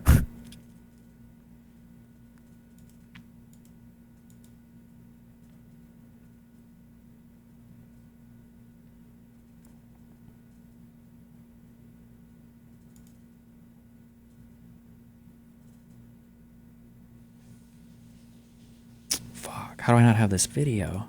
There's another video. Gaza health authorities say at least 55 Palestinians. 7. Israel. It's so much crazier how the coverage of this was at the time. But, bro, the pro-Pally people are so good. If you go and read Wikipedia on any of these events, it's so pro-Palestinian biased. It's insane, dude. Palestinians died Monday during mass protests as the U.S. officially opened its new embassy in Jerusalem. Demonstrators condemned. As the U.S. officially opened its new embassy in Jerusalem. By the way, part of the reason why these protests were happening was because the United States recognized the capital of Israel as being Jerusalem, rightfully so, or like the U.S. said rightfully so, and then they recognized the moving of their embassy to Jerusalem as well. And there was talks with Netanyahu, I believe, to cut off UNRWA funding, although that didn't materialize. But that was a big thing that played into these border protests happening, which is another funny thing to point out when Trump will say Trump didn't cause any new wars. That's a reductionist bullshit point. The United States' decision to recognize Jerusalem as the Israeli capital. Palestinian protesters in Gaza set fires and threw firebombs across the border into Israel. Israeli troops fired on the demonstrators in an act that Prime Minister Benjamin Netanyahu called self-defense. Holly Williams has more. They were angry today in Gaza about the new US embassy. Men and women threw rocks. And while many protesters were peaceful, some started fires along the border fence with Israel. They've been demonstrating here for 6 weeks now, 40,000 of them today, according to Israel, encouraged by Hamas, the militant group that's controlled the Gaza Strip since 2007. Israeli soldiers dropped tear gas canisters from drones. They'd already dropped leaflets warning Palestinians not to get too close to the fence. And when they did, the Israelis used live ammunition. There are casualties coming back from the fence. Some of them have been shot, and it is utter chaos here. Palestinians want to return to land they fled in 1948 when the State of Israel was founded. And they are furious over what they say is American bias towards Israel. But with their slingshots and burning tires, the protesters, including 6 children who were reportedly killed today, seem to be losing their lives for nothing. But many Palestinians, like Hakam Abu Shanab, who wants to study for a master's degree, believe dancing with death is the only way to show their desperation. You have a very bright future. Are you willing to die here? Dying here is the only way, or expressing, or at least expressing our feeling to the world, show them that we are dying every day here. These protests... Like, it's obvious, right? It's open, right? This is the goal. The goal is civilian death. Even in that original Facebook post we read, right? Well, if they kill 10 of us, or 50 of us, 100 of us, the world can't ignore us any longer. Like, that's the goal. Are also fueled by economics. Gaza's been blockaded for more than 10 years now. Nearly half of young people can't find jobs, while most families depend on humanitarian aid. Holly Williams joins me now from Gaza. Holly, you've been reporting there in Gaza for several days. What is the atmosphere there like as these protests have intensified? Well, Elaine, there's a lot of anger, and these protests are motivated by feelings of anger on the part of many ordinary Palestinians who live here in Gaza on a whole range of issues. First of all, Palestinians condemn the move of the US embassy to Jerusalem because they hope that East Jerusalem will one day be their capital if they ever get the state of their own that they hope for. Then there's the issue of their perceived American bias towards Israel. They believe that America is biased towards Israel, and many Palestinians... Perceived bias. There's bias there. Palestinians are furious about that. Then there are long-standing issues. These protests began around 6 weeks ago as a great march of return. And what do Palestinians mean by that? They're talking about the fact that so many of their families fled land in 1948 after the State of Israel was founded, and they want to return to those lands. There are roughly 2 million people living here in Gaza, an area smaller than the city of Denver, and 2/3 of them are either refugees or the descendants of refugees. And then on top of that, there is the economic frustration that is felt by so many Palestinians who live in Gaza. This place has been under a blockade now for more than 10 10 years. And there are all sorts of problems that go with that, including frequent power cuts, contaminated water, almost 50% unemployment, and shortages of the goods that people need. Well, Holly, we have seen the pictures of the violence and chaos that has taken place. Can you give us more detail about the scene, specifically near the border? Yeah, well, we were at the border for several hours today during those protests, and pretty extraordinary scenes. There were a lot of people there. The Israeli military says that around 40,000 Palestinian protesters went to the border fence today. Where we were, there were several thousand, difficult to count. Many, if not most, of the Palestinians were peaceful, but some of them moved very close to the fence. That is true. Like, the majority of the people there were not at the fences fighting. But there's a strange word game that happens sometimes. I notice like conservatives do this as well. So for instance, if we look at January 6th, the vast majority of people at the demonstration at J6, the vast majority of people there were peaceful. That's undeniable. But it would be strange to say it was a mostly peaceful protest. That's kind of a word game. It was an insurrection, or at the very least it was a riot, if you don't want to call it an insurrection. It was a riot. When you don't like a thing, you talk about what the whole thing was, but when you do like the thing, you break it down into the percentage of people there, you know? Like in any riot, my guess is, I haven't been to any, but my guess is for any riot, it's probably a minority of people that are actually breaking and damaging and destroying shit. Like if you've got 10,000 people rioting, it's probably like 100, maybe 1,000 that are actually destroying shit. It's not like 10,000 people are all breaking and destroying shit all the time. But at the end of a riot, you would still say, that's a riot. Most of the people there might have been rioters, but it was a riot. It was, you know? So, yeah. They threw stones. They used slingshots to hurl stones across the border into Israel. They lit fires. And then in return, we saw Israeli soldiers using drones to drop tear gas canisters on the protesters and then firing live ammunition. Well, Holly, the White House on Monday blamed Hamas for the deaths of dozens of Palestinians. Can you tell us about the roles of Hamas and the Israeli soldiers you just mentioned in terms of this violence? Well, Hamas has certainly encouraged these protests, but they didn't instigate them in the beginning. That was other Palestinians who started this idea of a great march of return. Israel has responded with live ammunition, as I just discussed. And Israel's Prime Minister Benjamin Netanyahu has said that Israel is simply acting in self-defense. However, today we also heard from the UN Human Rights Chief, who criticized Israel for, quote, the shocking killing of dozens by live fire. And Holly, I'm trying to remember, what was this for again? Hold on. Self-defense. However, today we also heard from the UN Human Rights Chief, who criticized Israel for... The people that were running with the long ropes, was this to pull tree brush? What were they doing with these? I remember we had videos of this we were watching this for. I don't remember. Where they were all pulling stuff. For, quote, the shocking killing... Oh, no, wait. I think they'd tie the ropes to the fence, and then they would pull the rope behind the smoke, and then they would try to pull the fence off with the rope. Is that what this was for? I think that's what, they were pulling the fence down. So that's what those people were doing. That's what that is there, yeah. Dozens by live fire. And Holly, these protests are expected to continue in the coming days. Is there a sense that the violence may calm down now that the opening of the U.S. Embassy in Jerusalem has passed?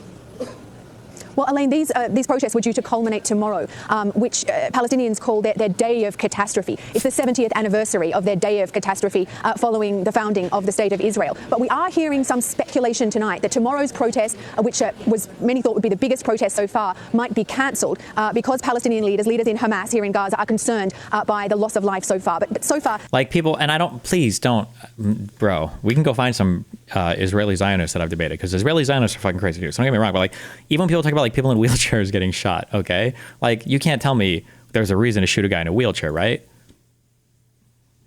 Like, bro, come on. Something's got to change here, okay? It can't be like this, all right? This can't be the case, okay? We got to do something about this. All right?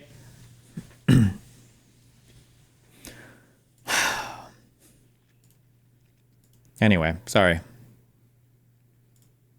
They're on camera and that these remarks will be posted on the internet or shared on the mainstream news. This is normal to them. This is normal in their society, which is a testament to the fact that their society is not normal. It's typically bad form to cite street interviews as being some meaningful indicator of widespread attitudes. But again, with Israel, it's just different. Not just because these attitudes align perfectly with the wider Israeli polling data, but also because it's almost impossible to find anyone in Israel saying anything else. The amount of truly anti-Zionist... It's almost impossible to find anyone in Israel saying almost anything else. What is Bet Salem? Some of these Palestinian rights groups are literally from Israel. They're literally Israeli orgs. Does he even know that? Maybe he doesn't.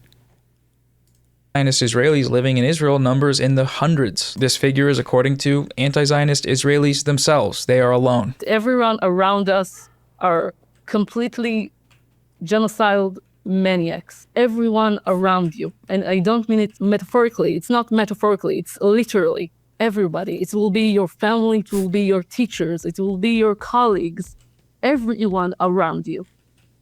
So you're alone. Even if we will gather all of those anti-Zionists together from Jerusalem or Tel Aviv or Haifa or whatever, it will not be more than, I don't know, 500? There's no tangible... Like, who is she from? I guess she sounds like she's from Israel. This is like fucking born and has lived in Tel Aviv their whole life and has never left whatever fucking part of the city. Like, this is a ultra minority opinion. Like, in the West, we like to present it as some, well, especially in like younger white people who don't give a fuck about Arabs or Jews, we like to present this as though there's this hot debate in Israel with all these anti-Zionist Israelis. It's like, oh, no, there's a lot of people, or that there's like a realistic opinion about, you know, there's a bunch of Jews that want to, I guess, like disassemble the entire state of Israel. This is an ultra fringe, like this is a crazy fringe opinion.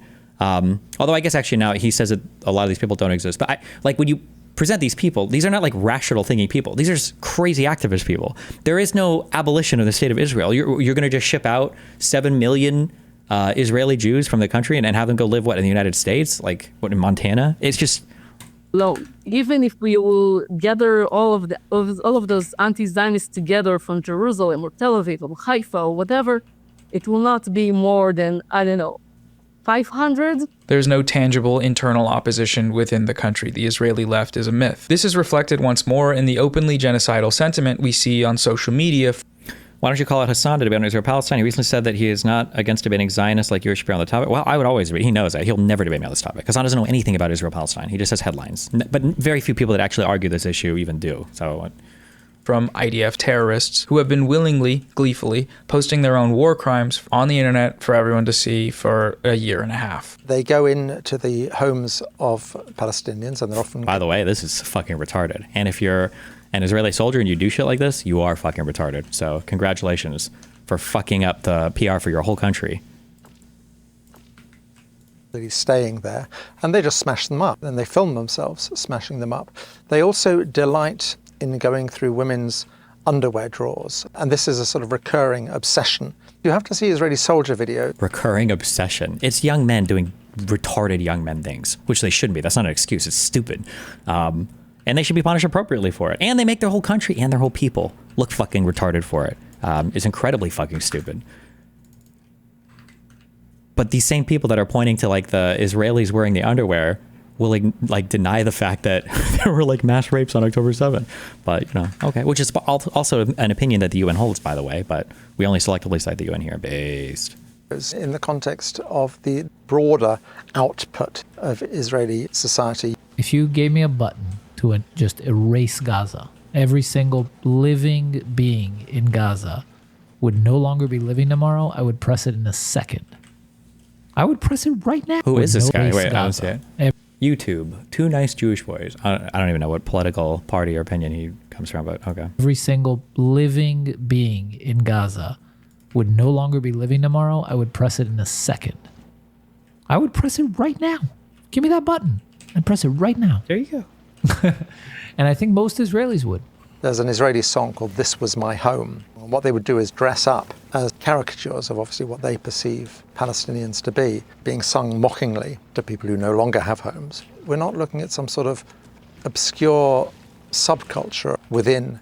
It's not an obscure subculture to be to be kind of unhinged towards Palestinians. Like, that is true. Like, it is a huge opinion in Israel. There are also a lot of pro-Palestinian people in Israel as well. There's also 2 million Palestinians living in Israel, the country proper. There are 2 million of them, by the way, who live there, and they're not all getting genocided or murdered by Israelis, by Jewish Israelis all the time, believe it or not. But then again, also, is it Fafa, or what was the name of the, God, fuck, I hate these people, because I come off as an unhinged fucking crazy pro-Zionist, but I'm not, believe it or not. What is the, Hamas Mickey Mouse? Oh, Farfur, is that it? Like, أنا قبل ما أموت بتمنى تحافظ عليها الأمانة هذه يا فرفور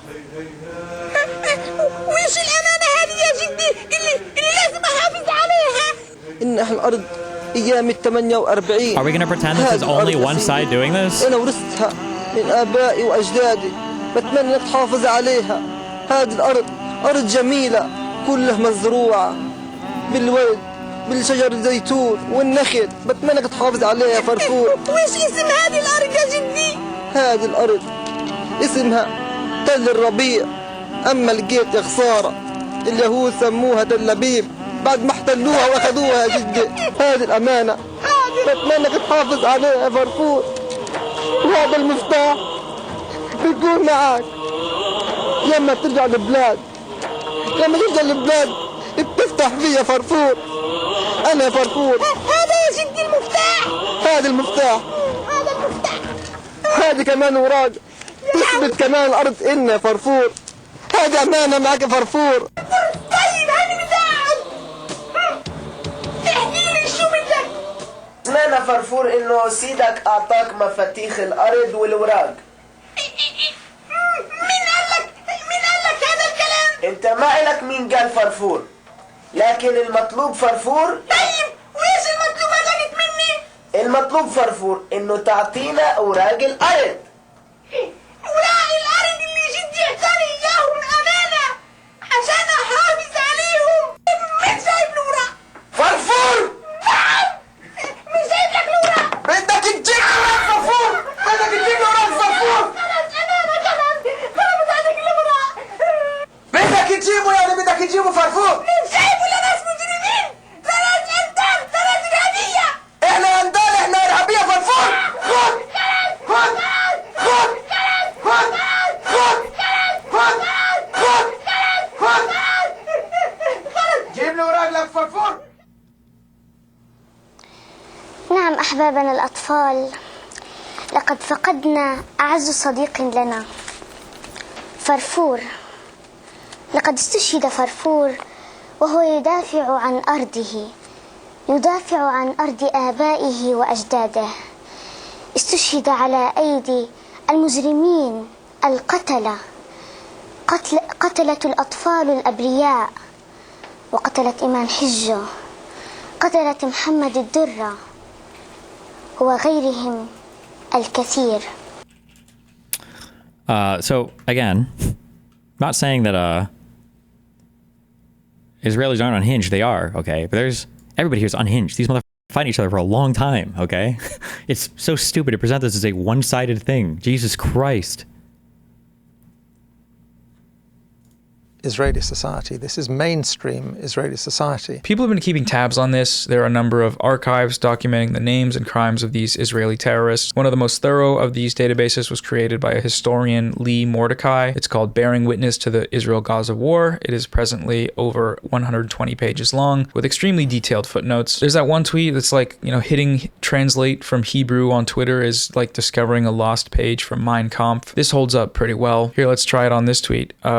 The survivors of the 2025 Holocaust are proof that every trace of the murderous mutations in Gaza must be erased, from delivery rooms to the last elderly person in Gaza. 100% dead in Gaza. That there is Barashi Kinneret, the host of a mainstream Israeli news channel. One more example that I found particularly striking was the right to rape protests. A group of Israeli prison guards... Fuck me, I need to research into this because I'm pretty sure this is horrendously miscited. It had to do with somebody being accused of, I think, sexually assaulting a Palestinian prison or something, and people try to frame this as though Israelis were protesting because they think they should have the right to rape prisoners. Unfortunately, I haven't like researched this particular topic, so I can't speak strongly to it, but given that every other thing in this video has been lied about or misrepresented, we would probably safely assume that this is as well. Guards were placed under investigation after security camera footage leaked showing them gang raping a Palestinian prisoner. The Israeli public reacted in uproar, not because of what they were alleged to have done, but because they were potentially going to be punished for it. Protests were held outside of the prison, attended by top Israeli officials.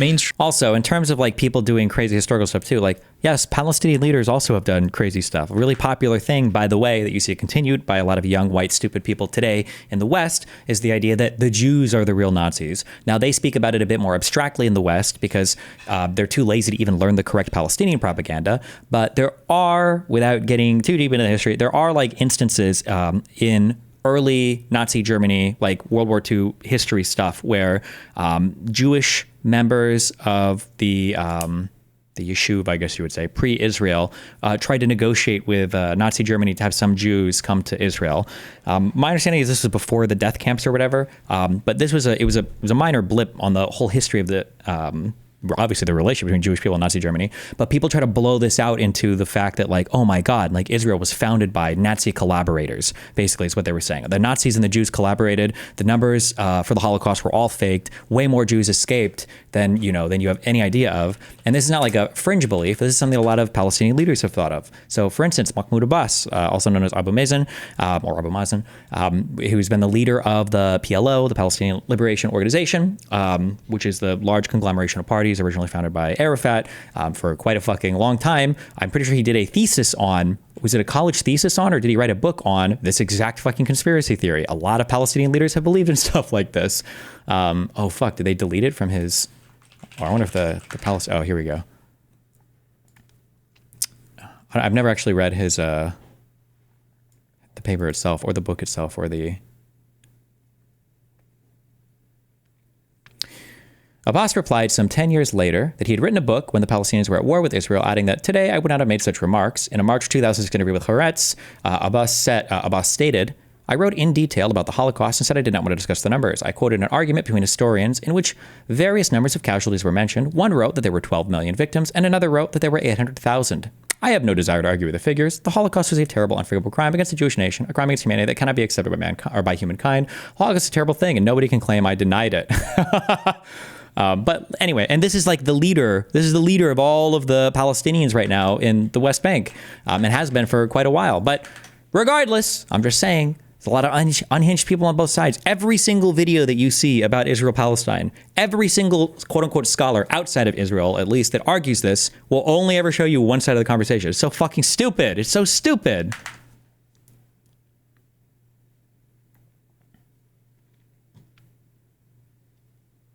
Mainstream Israeli news channels brought on one of the alleged rapist soldiers for interviews, supporting him and his right to kill and rape Palestinian hostages. Again, this wasn't some extremist fluke. It was like, is that really what that interview is about? If I were to go and look that up, they were all there about like, yeah, we should be able to rape hostages. Like, is that really what it's about? If I were to go look all this up, and I haven't dove into that thing before, that controversy, I guess. Reflected in broader polling of the Israeli public. According to a poll taken around that time, 65% of Israeli Jews oppose criminal prosecution for soldiers suspected of raping Palestinian detainees. Is it because they thought they should be allowed to rape them, or is it because they thought that the charges were bullshit?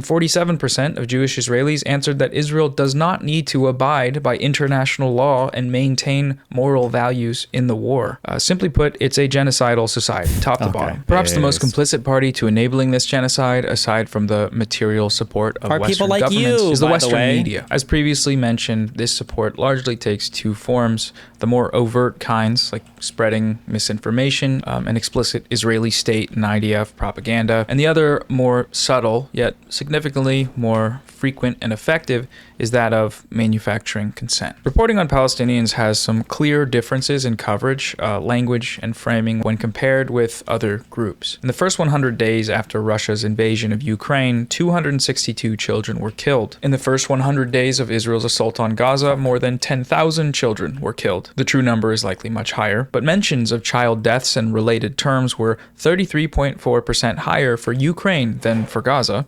I'm so curious how this is even broken down, because the only thing I've ever read when it comes to stories about the current war is how many children are being killed. Like every single fucking story. What?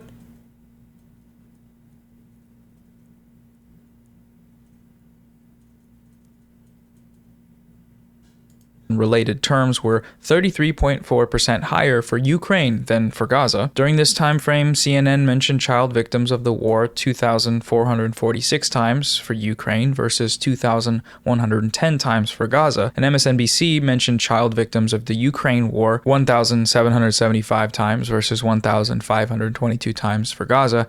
This means that for each child death from Ukraine, children received the equivalent of 16.1 mentions on. Oh, he's doing it for by calculating the per number of child deaths and creating a ratio of the number of child deaths to the rate to the mentioned in the media.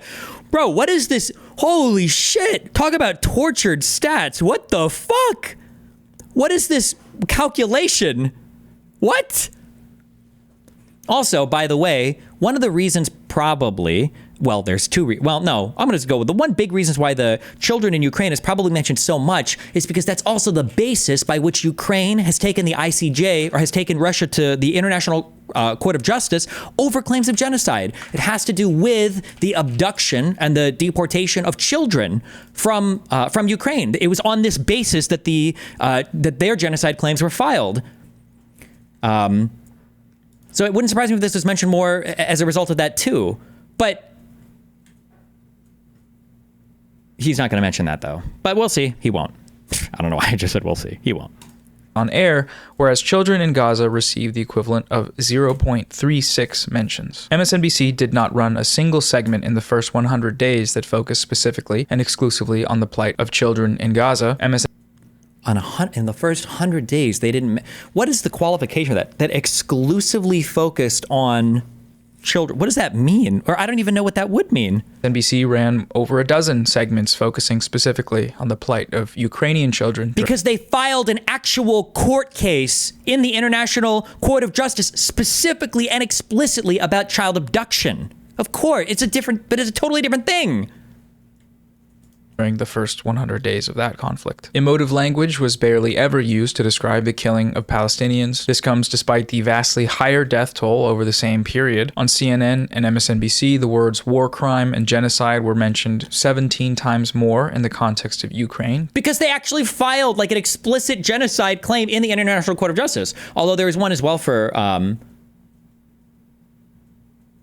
there's one as well for, obviously for Gaza as well. On CNN and MSNBC, the words war crime or genocide, on CNN and MSNBC, genocide were mentioned more than 17 times more in the context of Ukraine than they were in the context of Gaza. First 30 days. The disparity is likely much greater because our count in the context of Gaza includes many instances of Hamas. Wait, does he not? Hello? The disparity is likely much greater because our count in the context of Gaza includes many instances of Hamas being accused of war crimes and genocide. Oh, so they're saying that it should even be further apart. I wonder what source is he pulling from here? Is this www.fuckisrael.com? I'm curious where these graphs and numbers and everything are coming from.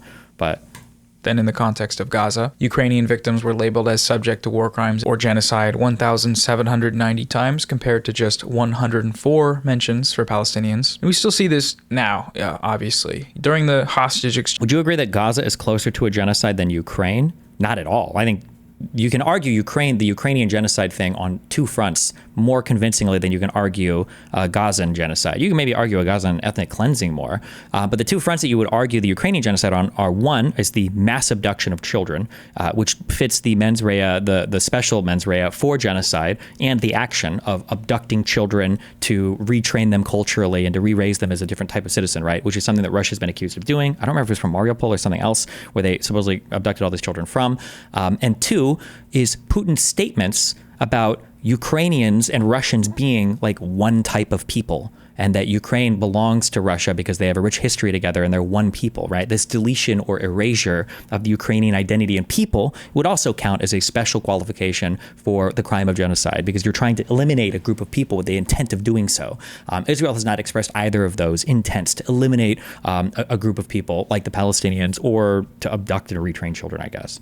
Exchanges as a result of the latest so-called ceasefire, for example. You may notice that Palestinians detained without charges in Israeli jails, of which there are thousands, they are referred to as prisoners, whereas the IDF soldiers... This is such... Bro, how much of this is just like rehashed bullshit talking points?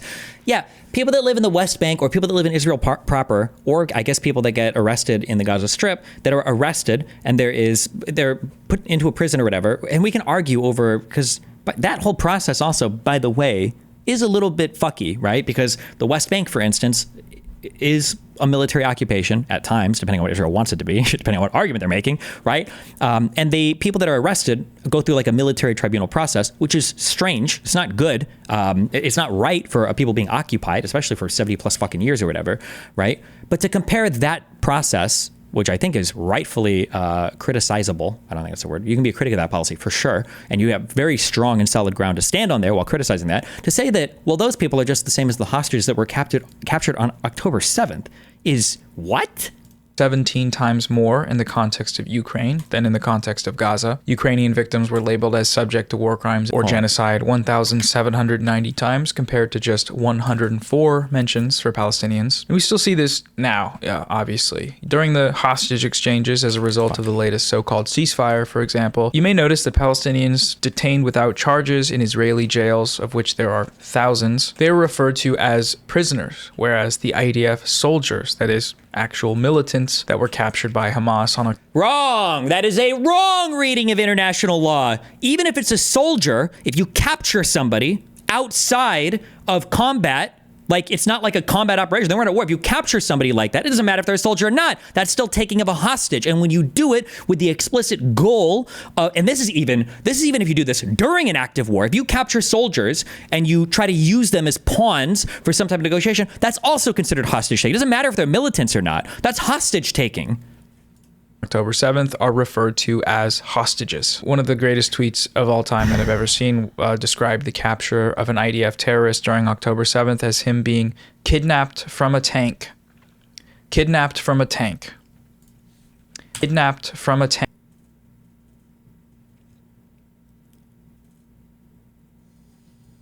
Do you think this is a tank that he was like fighting in, or do you think this is something that he fucking ran and fucking hid in? Because by the time the IDF had been responding in force, I don't think that anybody was being captured at that point. I want to see the origination of the story. But also, again, this is still, even if it was a full military, when can you take hostages? Never! Hostage taking is it's a war crime. You're not allowed to take hostages. You're never allowed to take hostages. If you take POWs, you capture POWs, you house them, you feed them, you whatever, and then you just keep them as prisoners of war. I don't remember exactly what the deals are for like POW exchanges or whatever, but you're not allowed to capture. We can look at this. IHL, hostage taking.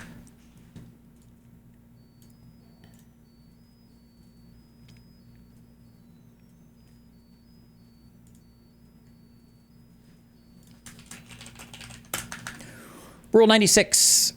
State practice establishes this rule as a norm of customary international law. Prohibits the taking of hostages. It is also prohibited by the 14th Geneva Convention. It's considered a grave breach thereof.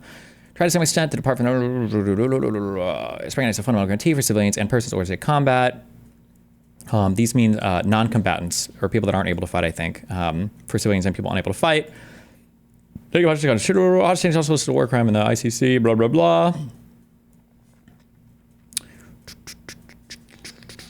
You're taking UN peacekeepers as hostage. International human rights does not...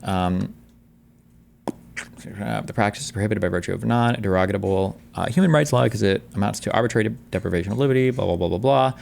Defines the offense to your attention of a person, hostage combining with threat to kill, to injure, or to continue to detain the hostage in order to compel a third party. Okay, so defines the offense as the seizure or detention of a person, the hostage, combined with threatening to kill, to injure, or to continue to detain the hostage in order to compel a third party to do or to abstain from doing any act as an explicit or implicit condition for the release of the hostage. This is hostage taking.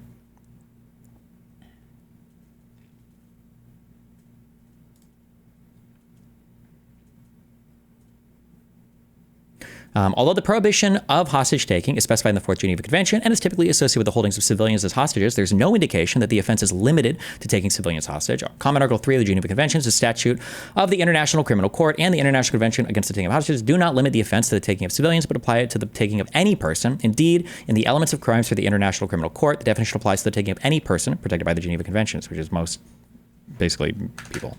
But, for prisoners of war, you capture them, you feed them. I think you're allowed to do POW exchanges or something, but you can't like compel an enemy side of, you can't compel an enemy side to be like, hey, we've got a bunch of prisoners of war. If you don't stop attacking us, we're gonna start killing them, or we're gonna start torturing. Like, you're not allowed to do that. When you have a prisoner of war, all you can do is feed them and house them, and that's it. You can't threaten them or compel the other side, like, let's stop this war and I'll give you the hostages back. You're not allowed, that's a war crime. But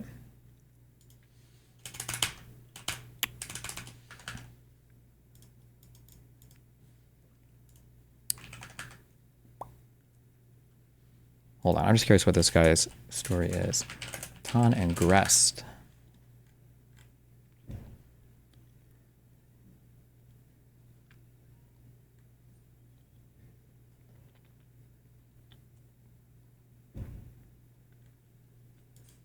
Is there a story detailing his...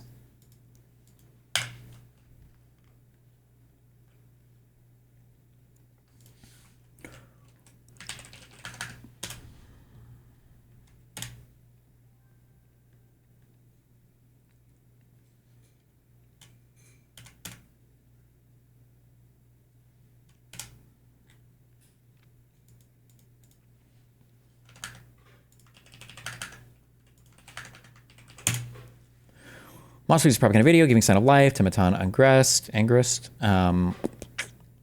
Beyond the serious mental state observed in the footage, his right arm no longer functions, his eyes mouth are asymmetrical, and his nose is broken.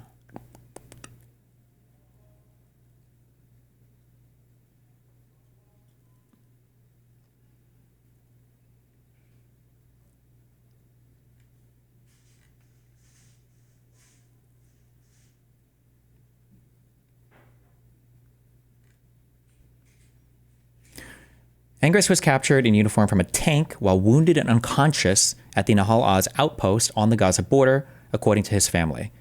This is hostage taking. You can't capture people and take them back with you and use them as tokens or pawns or tools. It's just hostage taking. It doesn't. You can never. You're just not allowed to do this. I mean, well, apparently you can do it. I mean, nobody's stopping you. But like, this is hostage taking. I'm sorry if it doesn't like fit with your, well, because nobody gives a fuck about what any of the international law says or whatever, but apparently he'd gone out with his team to defend the outpost in the kibbutzim. Tom was abducted in critical condition and is enduring unimaginable suffering, torture during interrogations, and inhuman conditions. Despite being severely wounded, he's not returned. He's solely because he's an Israeli soldier. His mother called for the government to complete all stages of the deal. Okay.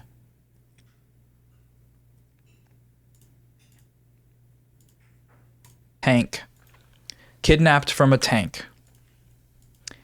Kidnapped from a tank. Coverage has been focused almost exclusively. Like kidnapped from a tank in what context? During a surprise assault from the Gaza Strip on October 7th, where civilians and soldiers alike were being murdered with no formal declaration of war, with no attempt to distinguish one from the other, with no care or concern for any of the rules of war. Like, but okay. On the condition of these IDF quote-unquote hostages, rarely making mention of Israel's contribution to their condition, like how they starve out the population of Gaza, which obviously... Starving. For years, they've been starving to death now. Obviously affects all of the people in Gaza, including... Feels like semantics, POW versus hostage. That's fine, it might, but that's just because you're fucking retarded. I don't know how to talk to you or what to say, right? Like it's semantics, the difference between like sex and rape, I guess. If you're that, or there's a semantic difference between surgery and somebody just stabbing you in the gut. The difference is that if you're engaged in lawful combat with somebody and soldiers surrender or you capture base, you're allowed to take those people prisoner so that you can remove them from combat. That's something you're allowed to do. You can't go capture people, especially during times of war, and then hold them as bargaining chips. That's hostage taking. You're not allowed to do that. It's against the rules. You're not allowed to use people as bargaining chips. It's hostage taking. I don't know what else to say. It might be a semantic difference to you, but I mean, you know, so a number of chromosomes some people have. It's a semantic difference. Who cares? Whatever. The Israeli hostages in Gaza, or the fact that they rain airstrikes on them all day, every day for 16 months straight. Is that good for your health? Is that healthy? The same cannot be said of coverage of the Palestinian hostages. Despite emerging from these Israeli jails with clear evidence of extreme physical abuse, images of the Palestinian hostages are rarely, if ever, shown.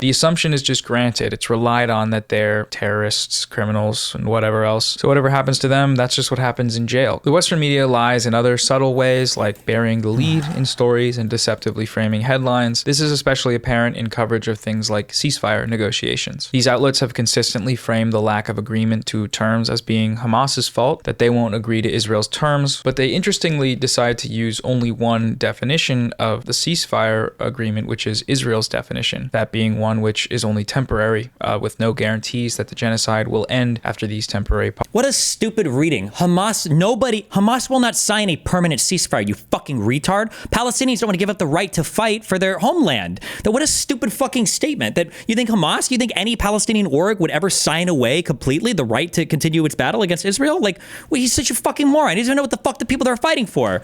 pauses. They're not really ceasefires, but in order to frame Hamas as disagreeing with them, that's what they have to call them. The ceasefire that ended up being agreed upon in January was the exact same ceasefire that Hamas had agreed to over 6 months prior. Israel continually sabotaged these negotiations, but if you read any of these mainstream outlets, you wouldn't know that, not until the very end of these articles, at least. The latest reporting on these negotiations continued this trend of misleading coverage, such as this story from early February. The majority of the article, headline included, frames Hamas as the instigator to a potential ceasefire failure. However, both independent observers and Israeli officials themselves acknowledged that it was actually Israel who had already broken the terms of the ceasefire agreement immediately after it was implemented. To anyone with a brain, however, both headline included, frames Hamas. Israeli officials themselves acknowledged that it was actually Israel who had already broken the terms of the ceasefire.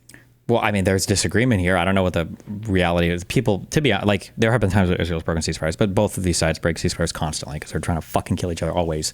Okay, but like, you can't say Israeli officials even agree that it was broken when it's Israeli officials who are speaking on anonymity. Okay, but Kogat, which is an Israeli organization that's responsible for getting aid in and out of the Gaza Strip, they said that it was completely false. So I'm not saying that these three Israeli officials are lying or that it's not true. They truly might believe that, and it might even be accurate. Israel might have broken the ceasefire, but to say that like even the Israeli officials admitted this, well, I mean, ceasefire agreement immediately after it was implemented. To anyone with a brain and eyes, this would be apparent given the evidence we have of these violations, but because these outlets didn't show their readers that and also prioritize the input of party committing genocide, this citation here is crucial for its readers. They need to see this to understand what's happening. But the New York Times waited to mention it until 9 paragraphs in, like basically the end of the article. This is a textbook example of bearing the lead, but it also goes beyond that into just a lie, right? The entire article is framed in precisely the opposite way of what this confirmed fact revealed. If the Times weren't running cover for a genocide, the headline of this article would read, Israel violates ceasefire confirmed by Israeli officials. Probably the most... But it's disputed by Israeli officials because in that exact same paragraph you highlighted,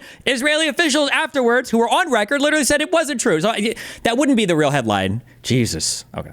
Most insane example of this sort of thing is the following headline, once again from the New York Times. Lebanon ceasefire appears to hold despite Israeli strike. If Israel struck, they violated the ceasefire. The ceasefire did not hold. Israel violated it. It's just, they appears to hold despite, once again from the New York Times. Lebanon ceasefire appears to hold despite Israeli strike. If Israel struck, they violated the ceasefire. What were the terms of the ceasefire?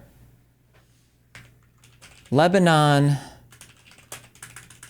ceasefire appears to hold. New York Times.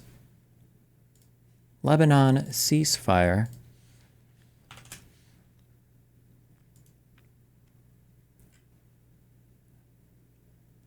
Oh, wait, this is the headline. Wait, I'm so confused. Wait. What? Hold on. Confirmed by Israeli officials. Probably the most insane example of this sort of thing is the following headline, once again from the New York Times. Oh, because this was the headline. Okay, go ahead. Times. Lebanon ceasefire appears to hold despite Israeli strike. If Israel struck, they violated the ceasefire. The ceasefire did not hold. Israel violated it. It's just absurd. Well, but the question is whether or not the ceasefire breaks down and it goes back into full-scale fighting. Israel said it targeted militants headed to a rocket facility, but neither Israel nor Hezbollah seemed keen to immediately return to full-scale fighting. That's the point, right?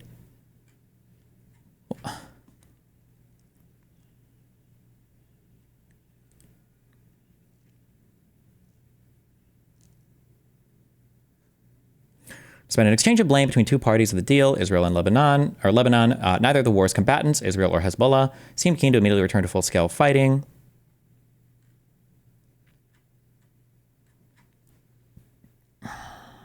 Genocide is referred to almost exclusively as the Israel-Hamas war. Like the Nazi Holocaust, Israel's genocide in Gaza has been conducted under the pretext of war, but the genocide aspect, of which there is, again, broad consensus has taken place, is omitted from this framing. Every single article that mentions this so-called war should be immediately citing the expert consensus that it really is not just a war, that it's a genocide. True. That doesn't happen, though. Trump recently made a number of statements explicitly supporting U.S. assistance to the ethnic cleansing of Gaza, including land development by U.S. companies. One tool I found helpful to compare these differences in this sort of coverage is Ground News, who are also the sponsor of today's video. Ground News got headlines around, so it's on this story.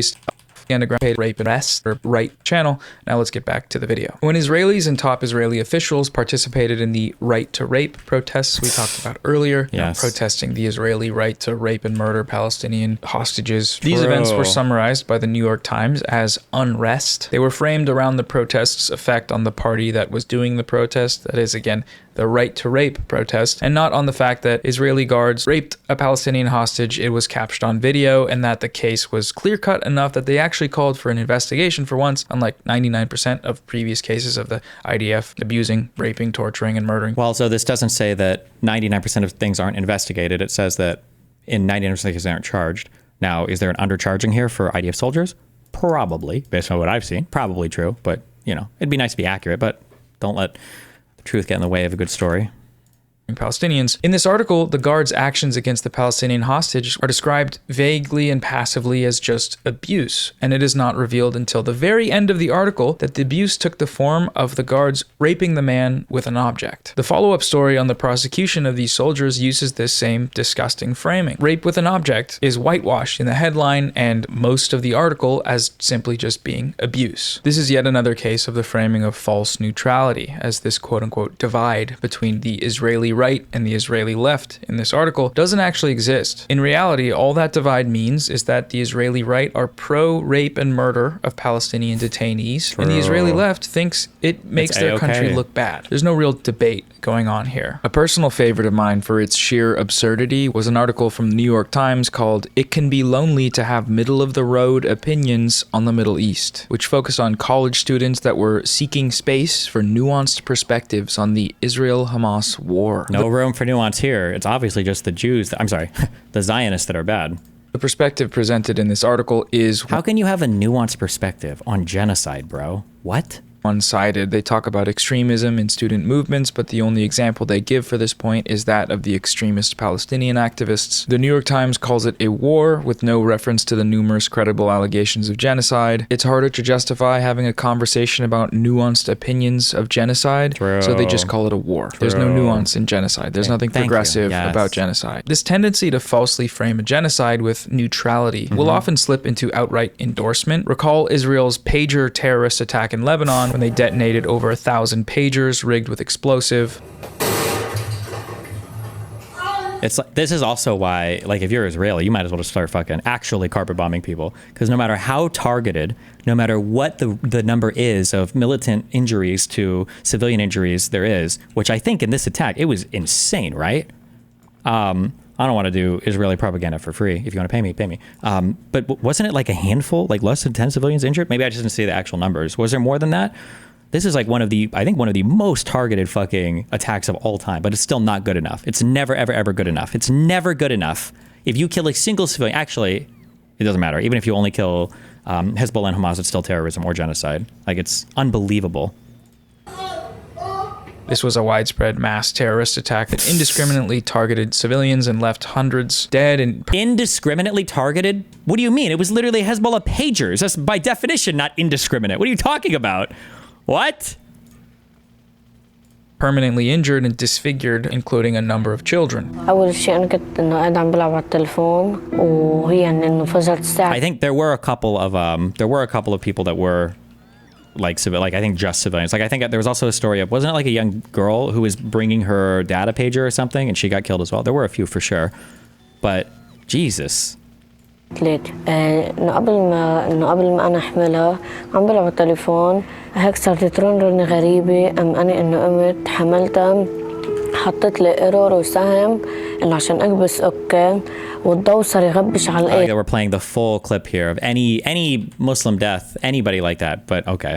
Fatima Abdullah, a 9-year-old girl. At her funeral, as well as other funerals with large crowds of people, Israel detonated more of these explosives.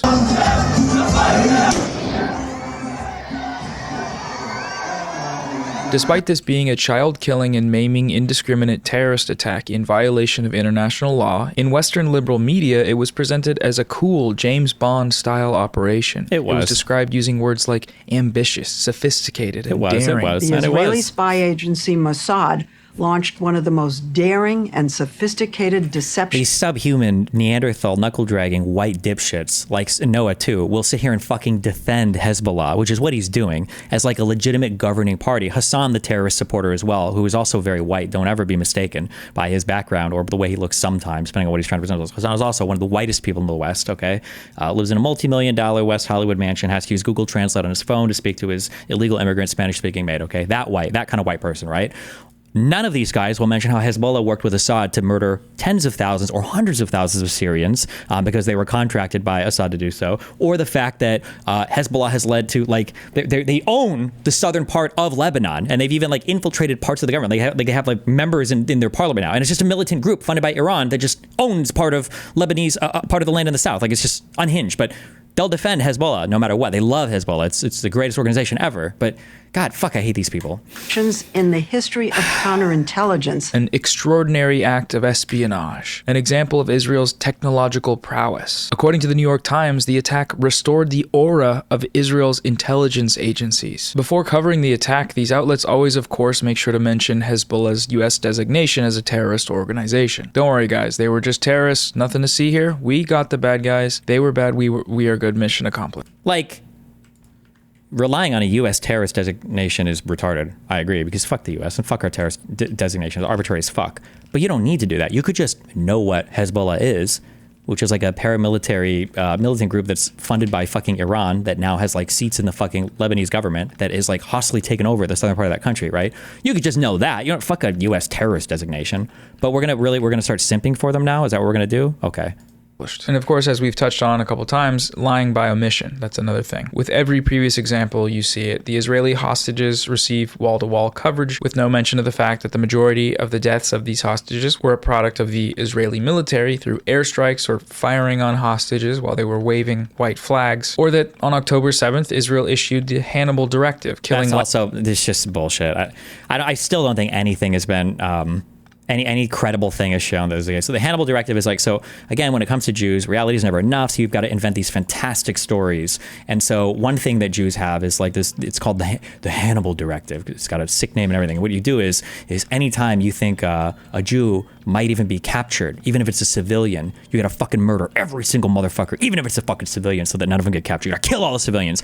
This is the ground on which anti-Semitic losers like Moin Rabbani build the conspiracy theories that are now widely believed by a lot of pro-Pallies, even if they're not upfront with it, that 50% of the casualties on October 7th were just the IDF following the Hannibal Doctrine.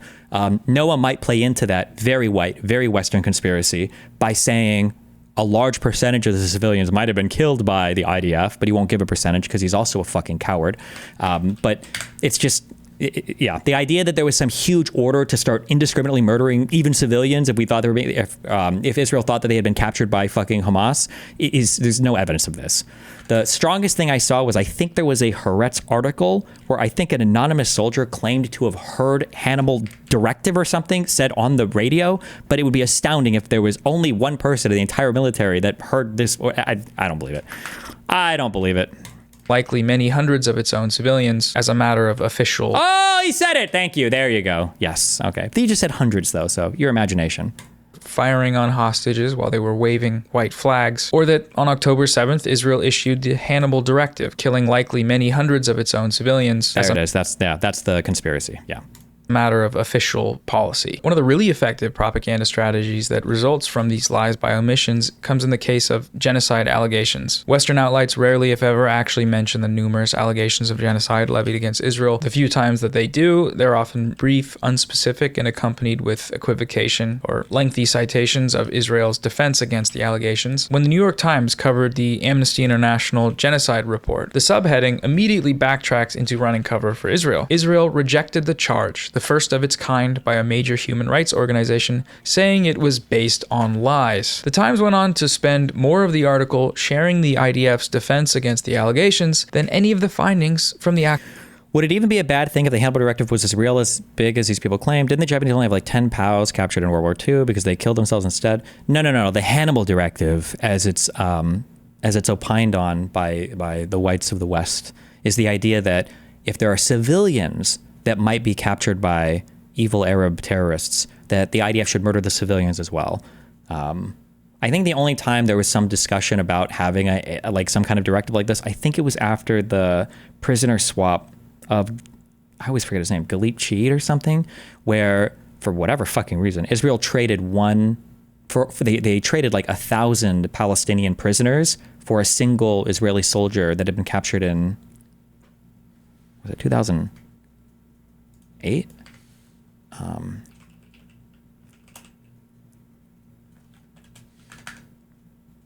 2006. But again, this isn't like an official Israeli military doctrine or anything like that. And it definitely isn't for murdering civilians in like widespread, but actual report. Amnesty International gave us 300 pages of facts about genocide.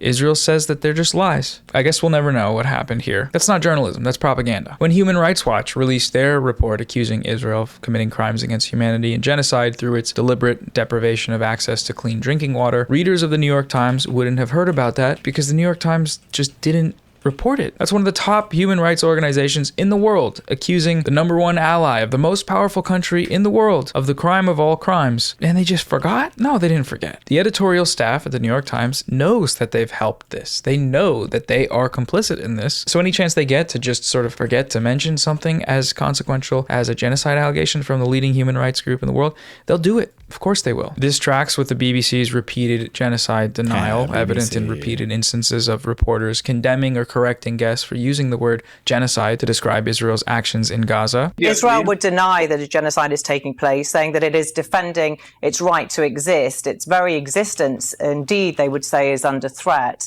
So there are obviously two sides to this. This whole issue of right of self-defense. This isn't going to be anything to do with Ethan, huh? It's just going to be... It's just like a rehashing of all the one-sided tellings of the Palestinian shit. Is that? Has allowed Israel to inflict the mass murder and mass destruction, what the ICJ now describe as plausible genocide. This is not an act of you know what I'm going to have to say. I'm going to say Israel denies that. They say that they were in pursuit of Hamas terrorists who hid behind their own people. This is a genocide happening in front of our... Which, by the way, Noah will never bring it up, but the human rights, or the UN, Amnesty, not Human Rights Watch. No, it is Human Rights Watch, I think, and Amnesty International have also reported on like the sometimes they don't call it human shields because Amnesty International sometimes like to invent their own terms for human shields for whatever reason to give cover. But they describe the behavior of hiding behind civilian populations, storing weapons in civilian areas or under mosques or whatever, or the fact that like Hamas will go home to their family and then they'll come out from their family homes to fight and everything. Like this is all like, nobody disputes any of this, you know? We have, that word is, as you know, incredibly emotive, and the Israelis, as you know, will be saying that they are targeting Hamas only, that they don't target civilians. Not the truth, unfortunately. Planned, military incursions. Yes, but this is not the truth. Yes, civilians are dying. Civilians are dying, and the way that the bombs are getting dropped, I don't believe are in a targeted way. Nothing from what I'm hearing on the ground suggests that the bombs have been dropped in a targeted way. Our social media manager, all 5 houses around him got blown up. They estimate 100 people were killed in them. So questions that you can ask here, like, okay, they're not being done in a targeted way. They're just literally indiscriminately. So we'll ignore like all the numbers and everything else, right? But it's like, okay, where should they be bombing? Like, where are the Hamas bases? Has Hamas designated areas in Palestine, in the Gaza Strip, I guess I should say more specifically? Have they designated safe humanitarian areas? Like, has Hamas told civilians where they can go and be safe at all? Because you know that if you want to talk war crimes and all that shit, which you guys seem to love, a war crime, it is considered an obligation for a party in war to protect their civilian population to the best of their abilities. That means you can't conduct military operations around them. It means that you have to do your best to ensure that humanitarian corridors are provided. Israel has had to do all of that, every single thing, because Hamas does fuck all for the people in Palestine, because they want more civilian deaths.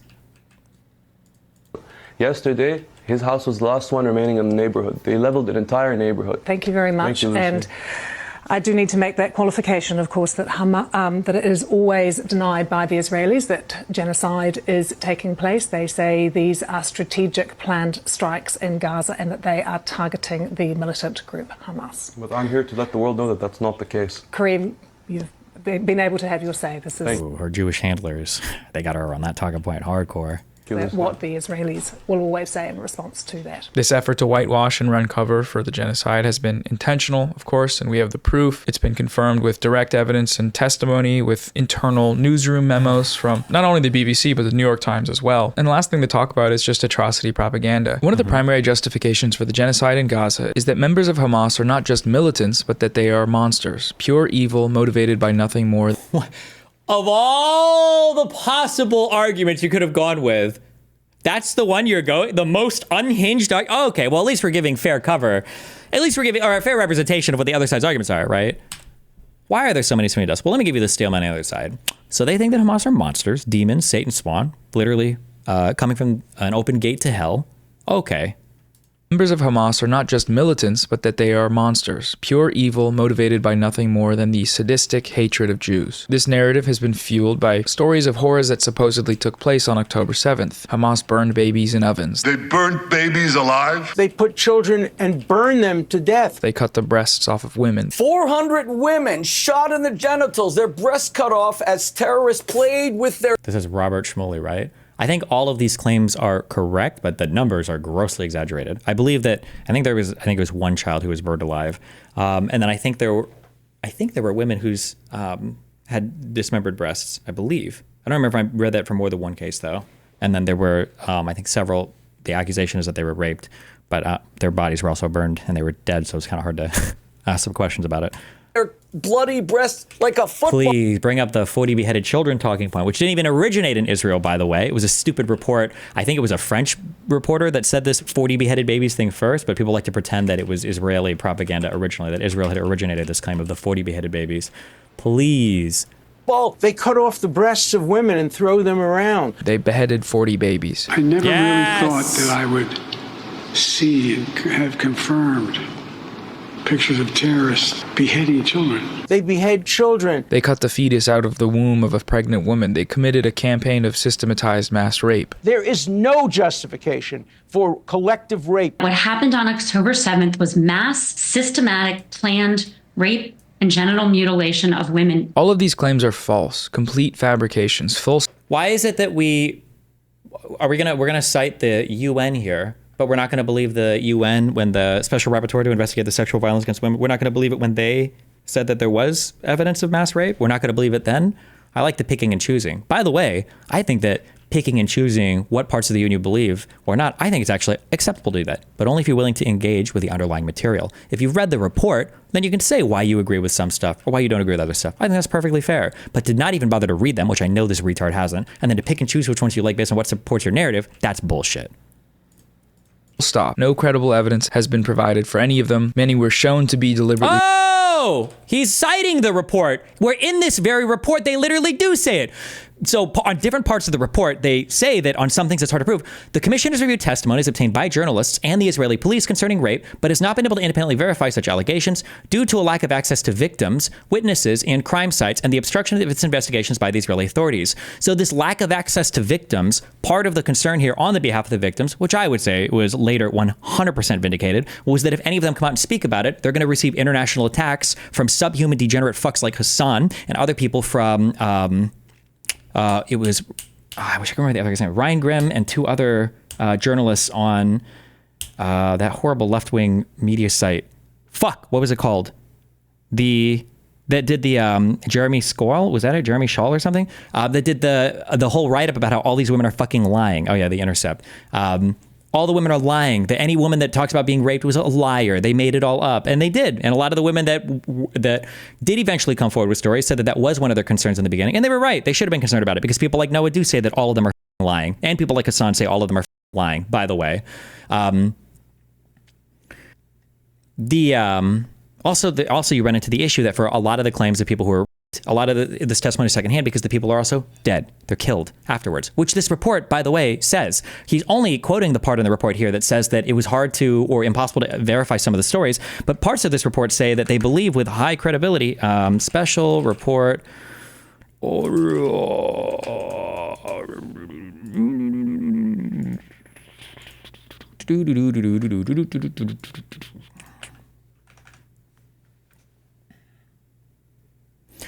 Intrinsic challenges faced by national authorities, as well as those encountered by the mission team, impacted the gathering, analysis, and verification of information on conflict-related sexual violence. The true prevalence of sexual violence during the October 7th attacks and their aftermath may take months or years to emerge and may never be fully known, given that sexual violence remains a chronically underreported crime in every conflict-affected setting, due, among other things, to trauma, stigma, and fear faced by survivors. As in other conflict-affected contexts, there remains a significant likelihood that the findings of the mission team, in terms of verified violations, only partially reflect the crimes actually committed. A more comprehensive assessment of the occurrence of conflict-related sexual violence in the context of the October 7th attacks would require a fully fledged investigation by competent bodies with adequate time and capacity. This is also a very, very quick investigation. I think they were understaffed. I think they had like 2 weeks or something. But like they go through like each of the areas where sexual violence was alleged. They go through the evidence that they're able to gather here. And then they go through, for some of them, they say it's probably not credible. Like there was at least one Zaka volunteer, I think, who moved bodies or whatever. Now, whether that was malicious or not, it was one thing to be said. But like,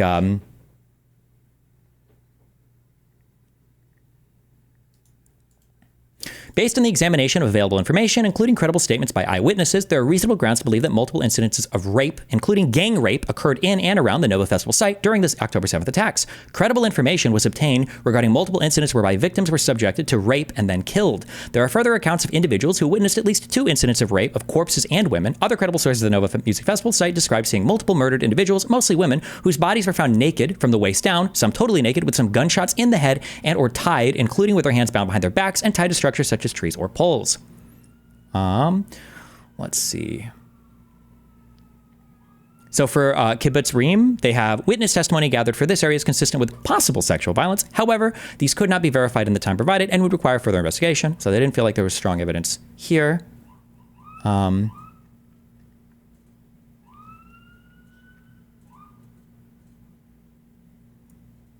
The mission team examined several allegations of sexual violence. It must be noted that witnesses and sources with whom the mission team engaged adopted over time an increasingly cautious and circumspect approach regarding past accounts, including in some cases retracting statements made previously. Some also stated to the mission team that they no longer felt confident in their recollections of other assertions that had appeared in the media. So whether they were getting nervous or whether maybe some of them had been exaggerating things or whatever, it's possible. Like they state all sorts of different things depending upon which people they talked about and which area they talked about. But the ending conclusion here was that there was certainly some sexual violence. They had a high degree of accuracy or a high degree of belief had occurred. There were other stories that they said these are likely untrue completely. Like I said, I believe there was that Zaka volunteer where they said that this story seems to not be true at all. I think at least one, I think he was actually just making shit up.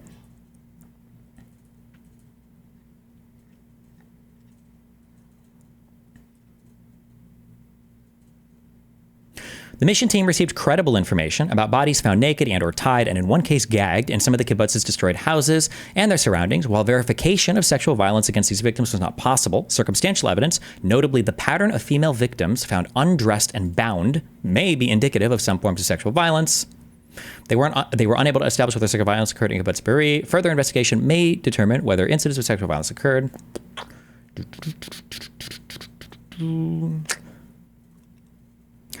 For Kibbutz Kfar Aza, while verification of sexual violence against these victims was not possible at this point, available circumstantial evidence, notably the recurring pattern of female victims found undressed, bound, and shot, indicates sexual violence, including potential sexualized torture or cruel, inhuman, and degrading treatment may have occurred.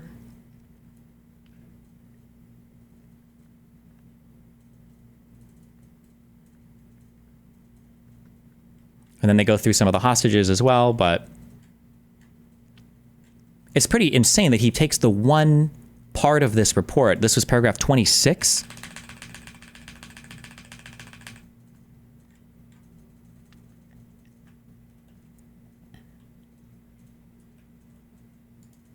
The commission has reviewed testimonies obtained by journalists.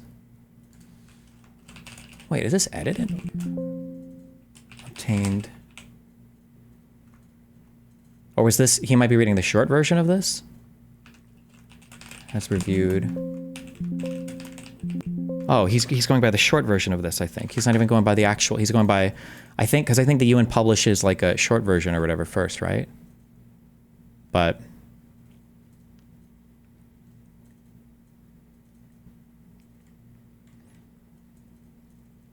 again, we only cite, He's not taking any paragraphs. He's just taking whatever Z or other Twitter lefties selected. He hasn't opened the full document. That might be true as well, because that squirrel, the Zay Squirrel person, I feel like I remember when we were reading through this at the time, because we did read this entire report, that she had either fabricated or was combining or editing some of those paragraphs before she quote tweeted them and then put them on Twitter. That she was editing basically the document and then uploading it in a misleading manner. So this might be one of those, but I don't remember 100%. But it's just so crazy that he's just selectively taking whatever. Wait, hold on. Let me grab some food. 1 second. Fabrications, full stop. No credible evidence has been provided for any of them. Many were shown to be deliberately fabricated, and despite this, they were spread far and wide and ultimately used as rhetorical justification to continue the genocidal onslaught. All of these claims are false, complete fabrications, full stop. No credible evidence has been provided for any of them. Many were he's just blatantly lying. That's just a blatant I don't want to say misrepresentation. He's just lying about what the UN report said. It's just selective quotes, but okay. Shown to be deliberately fabricated, and despite this, they were spread far and wide and ultimately used as rhetorical justification to continue the genocidal onslaught in Gaza. The first major place this narrative broke was Screams Without Words, a front page. And he's running through the same talking points that Ryan Grimm and Jeremy and Hassan on The Intercept did to try to, because they didn't like this article, and so they tried to discredit it hardcore, so they say all of this is bullshit, basically. New York Times story in late December of 2023. This story came as Israel's actions in Gaza were starting to receive widespread condemnation from the... Meaning that the reason why this story came out, when he says that, he's trying to put into your mind the idea that the New York Times and the Jews that control them realized that the image of Israel was getting increasingly bad. So the Jews had to come up with a crazy, wacky story in order to try to salvage Israel's reputation, I guess. And this is the crazy, wacky story that they came up with. It broke was Screams Without Words, a front page New York Times story in late December of 2023. This story came as Israel's actions in Gaza were starting to receive widespread condemnation from the international community. The story was thoroughly debunked. The person who wrote it discredited as being a genocidal Zionist with no history of reporting and self-admitting that the New York Times pushed for this story to come to the public despite the lack of credible evidence. The New York Times... We listened to the whole podcast of the lady that was talking about doing this, and one of her fears was that you have to be very careful when he's saying like no credible evidence. It's very, very, very hard, and he would know this if we were talking in another context, because these guys love to be wokey fucks when it comes to issues like rape. When it comes to things like rape, it's very, very, very hard to prove these cases. Almost all of your proof of rape is going to be by, your only direct evidence is going to be the accuser, the woman generally, who's accusing the other person of raping them, and then circumstantial evidence. That's it. Unless you have other eyewitness accounts to a rape, which is incredibly rare, or video camera footage, which is incredibly rare, right? It's like generally most rape is going to be he said, she said, combined with circumstantial evidence, right? They're called rape kits, but a rape kit is circumstantial evidence. It proves that somebody came in you, hopefully, so you have some evidence, not hopefully as in you get pregnant or whatever. And then it can show like other wounds as well, although they're not necessarily indicative of rape, although they can point to that, but it's all context. It's all of this is circumstantial evidence. So when people like the UN or whatever say like, you know, is there credible evidence or can you prove a thing? These are very, very, very hard cases to prove. And it's even harder when you're proving it in the context of a military, I don't want to say military offense, a terrorist attack. Because during a terrorist attack, if you're going to rape a woman, you can probably kill her too. It's a lot easier to kill a woman than it is to rape her. So if you're in the position where you can rape her or gang rape her, right, you're probably going to kill him afterwards. So it's very, very, very hard to prove these things. Which is like obvious. I remember listening to, I don't know if it was on Hassan's stream or if it was in another thing where Ryan Grimm was like, if there are so many rape victims during this attack, why haven't more of them come forward? And it's like, because they're dead, motherfucker. Are you crazy? They're dead. What do you think they do with them afterwards? You kill them. How many women are getting raped by Hamas and then let go afterwards during a terrorist attack? But podcast, The Daily, shelved the episode due to a lack of credible evidence, but the New York Times never retracted the story, which is because they had no real pressure to do so. The false narrative had already prevailed, and that narrative was consistent with the status quo of the American empire, for whom they are running. The American empire. cover. In July of last year, Israeli Prime Minister Benjamin Netanyahu repeated some of these lies in front of Congress. He received a standing ovation. 3 weeks later, the White House approved a $20 billion military aid package to Israel. They explicitly cited Netanyahu's visit as one of their motivations for doing so. Atrocity propaganda has consequences. So with that context out of the way about the Gaza genocide and its support from the West and within Israel, the broader media system that allowed it to happen, let's now return to Ethan's video. In the content nuke, you can find just about every type of what we just... Also, just as a quick thing, I'm sorry, just to recap all of this, okay? There are a lot of people that don't want the Israeli-Palestinian issue to get solved. Because if it does, it shifts a lot of power and stuff going on in the Middle East in uncomfortable ways for different parties. The thing that sucks the most about the Palestinian issue in Israel is that there are a lot of different people that can kind of benefit from it as long as it continues to go on for. So on the bad guy side of things, right, Iran enjoys the fact that there is this splinter point where you can focus so much pressure against Israel to kind of disrupt this Israeli-Saudi alliance, this U.S.-backed group, right, through the Palestinian people. And they do that through the funding of people like Hezbollah or through the funding of people like Hamas. And then a while ago and more as of recently, through people like the Houthis, okay? Having that issue open for them is beneficial for them. They like it. It's good. It gives them an entry point into fucking with Israel, into fucking with kind of the U.S. interest in that area. On the other side of things, I'll say the good guys, because I am in the United States, but the good guys, or like Israel and Netanyahu, they have an incentive to keep this issue to some extent alive and open as well. As long as Hamas exists in some form, Netanyahu never really has to see any sort of Palestinian state emerge, because they can always say, well, look, Hamas is a terrorist group. What are you going to do? Negotiate with Hamas, right? If Netanyahu really wanted to, and all the Israelis in chat will disagree with me, and I don't give a fuck, rock, eat shit. If Netanyahu really wanted to, or if Israel really wanted to see like some kind of peaceful Palestinian people, there has to be a reunionization or a reharmonization of the governments in the Gaza Strip and in the West Bank. Anybody that says differently is lying to you. You cannot have a different representative of the people in the Gaza Strip, like Hamas, different from the representatives in the West Bank, the Palestinian Authority, or the PLO. Or we'll just say they're one and the same, effectively. To give the Gaza Strip back to the Palestinian Authority or the PLO, which I think would ultimately probably be beneficial to the Palestinian people, would be a little bit more threatening to the Israeli government, because a united Palestinian people represents a stronger negotiating partner on the other end of disputes over what a final resolution to the Israeli-Palestinian problem should look like. And there are just so many people that have so many interests in this conflict to keep it going that there's just too much on both sides to make that ever happen. Israel continues to expand its presence in the West Bank. Israel continues to have a divided Palestinian population that they never have to negotiate peace against. Israel can just point to terrorist attacks or bad things that people like Hezbollah or Hamas are doing as a justification for not negotiating with the Palestinians. The Palestinians never have to make any real political sacrifices. They can always point to the 67 borders. They can always say that Israel's a terrorist state because look at how evil they are when they're bombing people in the Gaza Strip. They can always say that they're just fighting because they want to have, like an actual resolution that involves a just returning of the land to them, or infinite right of return, which is a whole other topic. And then people in the West, obviously, like it because it's a moral issue. It's just, the annoying thing is that, like, if you actually want the parties to solve this issue, Israel has to make some tough sacrifices, of which they're unwilling to do. And the Palestinians have to make some tough sacrifices, which they're unwilling to do. So neither side wants to make any sacrifices. Everybody around the world is super interested in seeing the conflict continue. And it's just like, it's a crime that these fucking retarded dipshits right here who are like are like so invested in telling one side of the story to just keep the conflict going forever.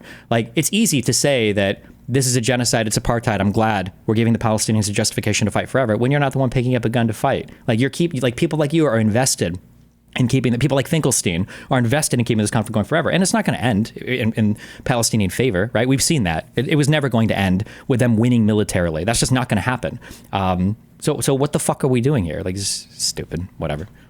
Let's now return to Ethan's video. In the content nuke, you can find just about every type of what we just looked at in terms of manufacturing consent. Ethan spreads atrocity propaganda. He shares the Hamas mass rape hoax, the same hoax that was used by the Western media, the US government, and the Israeli government to justify a genocide. He cites the same sources that these parties cite when they go on stage to legitimize more military killing machinery shipments to Israel. And October 7, last year, Hamas committed horrific acts of sexual violence. Cheryl, I thank you for all your work to bring to light the horrors of this issue and for your film, about what happened on October 7. In his video, Ethan spreads overt misinformation, just straight up lies about Hezbollah and Ansar Allah, or the Houthis, in order to delegitimize their struggle against Israel's genocide. He cites baseless claims from Saudi state propaganda outlets to attack the Houthis. He also cites a documentary about Ansar Allah, which he uses as proof of the claim that they brought back slavery, when the documentary wasn't even about the Houthis. It was about the Yemeni government before the Houthi takeover. He spreads long debunked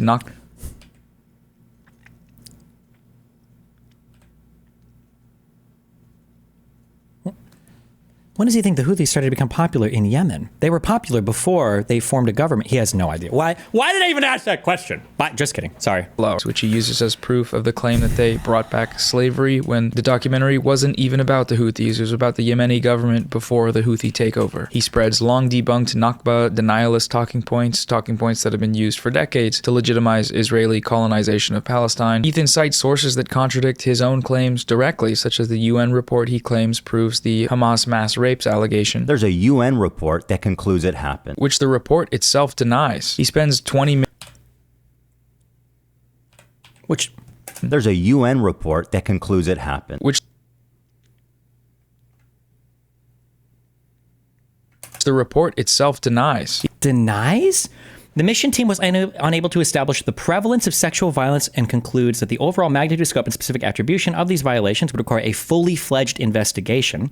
A comprehensive investigation would enable the information base to be expanded in locations which the mission team was not able to visit, and to build the required trust with survivors and victims of conflict-related sexual violence who may be reluctant to come forward at this point. They didn't deny this. They just build on the idea that they had a very limited time to research this. Look at the dates. I was right. It was 2 weeks. The 29th of January to the 14th of February. They were on an incredibly limited timetable here, right? But they felt confident. Overall, based on the totality of information gathered from multiple independent sources at the different locations, there are reasonable grounds to believe that conflict-related sexual violence occurred at several locations across the Gaza periphery, including in the form of rape and gang rape during the October 7th, 2023 attacks. Credible circumstantial information, which may be indicative of some forms of sexual violence, including genital mutilation, sexualized torture, or cruel, inhuman, and degrading treatment, was also gathered. They didn't have much time to do it. They're just saying they need more time to investigate. They didn't deny it or say that it didn't happen. That's such an insane fucking claim to make. Read the paragraph that you put on the screen. Rapes allegation. There's a UN report that concludes it happened, which the report itself denies. He spends 20 minutes in the video smearing a 19-year-old survivor of the US-backed Saudi genocide in Why am I watching this trash? Yemen as a terrorist with zero credible evidence. He makes a number. Except the kid tweeting out Instagram reeled stories of him walking onto a captured ship. He joked with his son about meeting with the captured hostages and them taking drugs. He's tweeted out extremist propaganda, which doesn't show that he's a soldier, but like the guy on the pike or whatever, the Jew, I guess. I'm sorry, the Zionist. Pretty sure he responded in an Instagram story where he said he was a soldier. Now, I don't know if that was a translation or not, but like, what you were saying, not strong evidence. It's possible the kid was just lying. Like, that's possible. It might even be likely, even maybe, that he's just like full of shit because he just wants the attention from the West. That's possible. But the reason why Hassan brought him on was because he said he was a Houthi soldier. That's why Hassan brought him on. And Hassan says as much in the intro to the interview. Number of transparently false anti-Semitism accusations, like his claim that Israel's ban on new account signups from Israel was anti-Semitic. Around the end of the year, when people started talking about anti-Semitism on Twitch, Dan Saltman discovered the Israel ban when he was sent the code proving the block happened. In reality, the ban also affected millions of non-Jews living in Israel and Palestinians in Palestine, as I love this. This is a nice, tricky little word play. I like this one. Shown in the evidence he himself cites. The IP ban went into effect in both. Like all these Western liberal outlets, Ethan just takes the State Department line of thinking when it comes to terrorism, which his video is ostensibly a crusade against. True. By his own definition of terrorism, both the US and Israel are the largest terrorist organizations in the world, given their history of killing millions of innocent civilians across the globe. His focus is not on them, though, rather the groups that they consider to be terrorists, aka, the bad guys. He actually every single video video that you make on anything bad should just be about the United States always. True. There's those exact words. He says they're the bad guys. They are a designated terrorist group by the US, by the EU. These guys are clearly the bad guys. The entire video is kind of a lie by omission, simply because of everything we just went over. How none of it is a factor, how none of the people viewing the video that are unfamiliar with what's happening would ever come away with his video knowing the full picture, knowing some of the very valid reasons why someone like Hasan might be critical of Israeli atrocity propaganda. Ah, there it is, right? There's always an understandable reason why Palestinians do what they do and why they're super critical of Israel, but it never goes the other way. There's never a reason. I guess the mind of a Jew is just totally inexplicable. Like a normal human being can't understand the depravity of the Jew rat, I guess. It's just like it's impossible to understand. Funnily enough, I would say it should have been an instantly disqualifying statement, but it was one of several disqualifying statements that pop culture person Finkelstein, one of the statements he made in our debate, that Finkelstein said, of all the atrocities, of all the people in human history, Finkelstein claimed he couldn't even imagine the mind of an Israeli. It was impossible. He couldn't even get into the mind of an Israeli Jew. It was impossible to even fathom how they could do the crimes that they've done.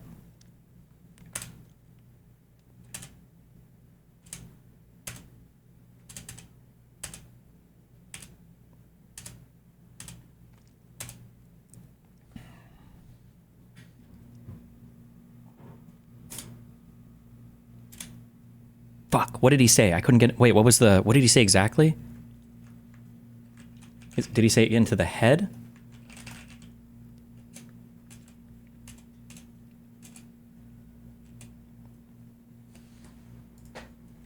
You don't understand. For a historian, I don't want to understand Israeli society. If you want to know the truth, I don't want to. I don't want to get inside their heads. That's the problem. Like, bro, you can't speak either of the languages. You can't read any original documents in Arab, let alone in Hebrew.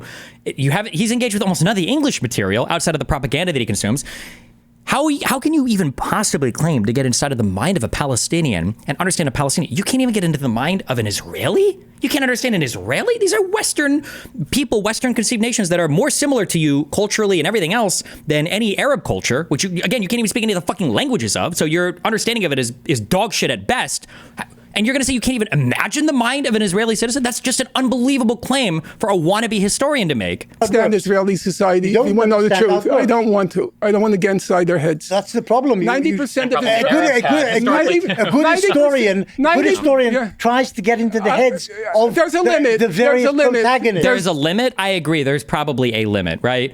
If we're going to start talking about like Unit 731 or whatever, the Japanese shit, or maybe like the minds of like a serial rapist, murderer, pedophile, cannibalist. Okay, fine, there's a limit. But you can't get into the minds of an Israeli citizen. Really? Of all the things in history to study, Israel's the most impossible to understand? There's a limit. When 90% of Israelis think that Israel's using enough or too little force in Gaza, I don't want to get inside that head. He's quoting that same poll that Noah Dipshit quoted from 1 month after the conflict began, by the way. But yeah, it's just a fucking joke, dude. I hate these people. Or might support groups like the Houthis for their heroic actions in the Red Sea against a genocidal regime. The biggest... But they weren't heroic actions. They were terrorist attacks against ships that had nothing to do with Israel, right? He's just repeating the same terrorist propaganda. Hasan might be critical of Israeli atrocity propaganda, or might support groups like the Houthis for their heroic actions in the Red Sea against a genocidal regime. The biggest issue, I think, is that Ethan manages to do all of this while still calling himself a stalwart ally to the Palestinians. I've been a stalwart supporter of the Palestinian cause for many years. This is what makes liberal Zionism so insidious. He is using humanistic appeals to things like peace and safety, but doing so in a way that distracts from the actual source of the problem. The problem is Zionism and the genocidal Israeli state. Yes, at least he's honest. They're more honest about it now. They're braver, I guess. The problem is that Jews cannot live in the Middle East. That's that's been the issue from 1880 onwards, or at least from 1920 onwards. Jews should not be allowed to live in the Middle East. Or if they do want to live in the Middle East, it has to be in an Arab majority state where they're subjugated by the Arab population. That's the only way that they'll ever be allowed to do it. Be honest about it, at least. coward. Facts from the actual source of the problem. The problem is Zionism and the genocidal Israeli state. That is what's causing these problems. And people that might otherwise be able to understand if presented with the facts of the situation are simply led astray by people like Ethan, where a more right-wing Zionist might put off the average liberal with extremist claims and overtly genocidal language. A liberal Zionist draws you in with the facade of empathy. He wants to appear empathetic, as if he cares for these people, as if he doesn't ascribe to a genocidal ideology. So, in order to do that, he has to lie. And remember, the genocidal ideology is Zionism. And Zionism is definitively, it's defined as just the belief that Jews should have a state of their own. Right now, I guess it's Israel. Maybe they'll get Montana in the future. But that's what he means when he says genocidal ideology. Roping in otherwise progressive people into a death cult. Aside from this video being a nonsensical genocidal propaganda piece, it's also entirely unoriginal. The video is a culmination of a months-long campaign against Hasan and all these other creators and Twitch, the company, to smear them as terrorists and anti-Semites and get people, in trouble. The campaign began as a response to the suspension of the live streamer Asmongold. Asmongold made some comments that explicitly... Really? Ethan's campaign against Hasan Piker, who's been harassing him for over a year, began to defend Asmongold?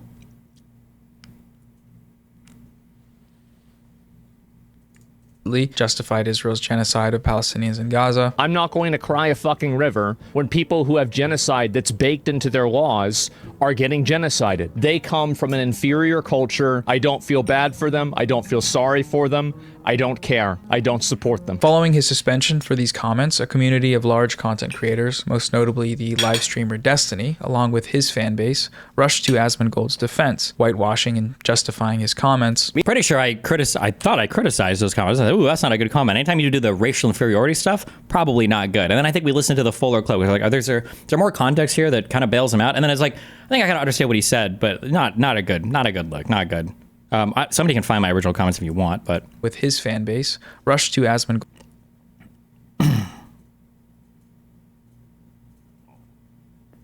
I probably should have retweeted this guy, though. But I guess that's my full opinion on the topic. It's not like I stream or talk about anything as well, but... Gold's defense, whitewashing and justifying his comments. Meanwhile, Asmongold gets a 15-day ban for having a spicy take on the war. So you have someone like Asmongold, who breathes the wrong direction, says the wrong thing, and instantly gets banned. In this situation, one could, if they were to extend the charitability, could say that Asmongold was probably referring to extremists in the Islamic religion. I don't know if he was. However, I will say that Asmongold's take is not as extreme as Hasan's take. The idea that Palestinians, or more specifically, the idea of Palestinian liberation has baked into it these martyrdom ideas, or this idea of the other side can be killed or whatever, right? Hasan himself has supported and said on stream the concept of settler babies, right? On which all violence is authorized. That's the next logical step of that, settler babies.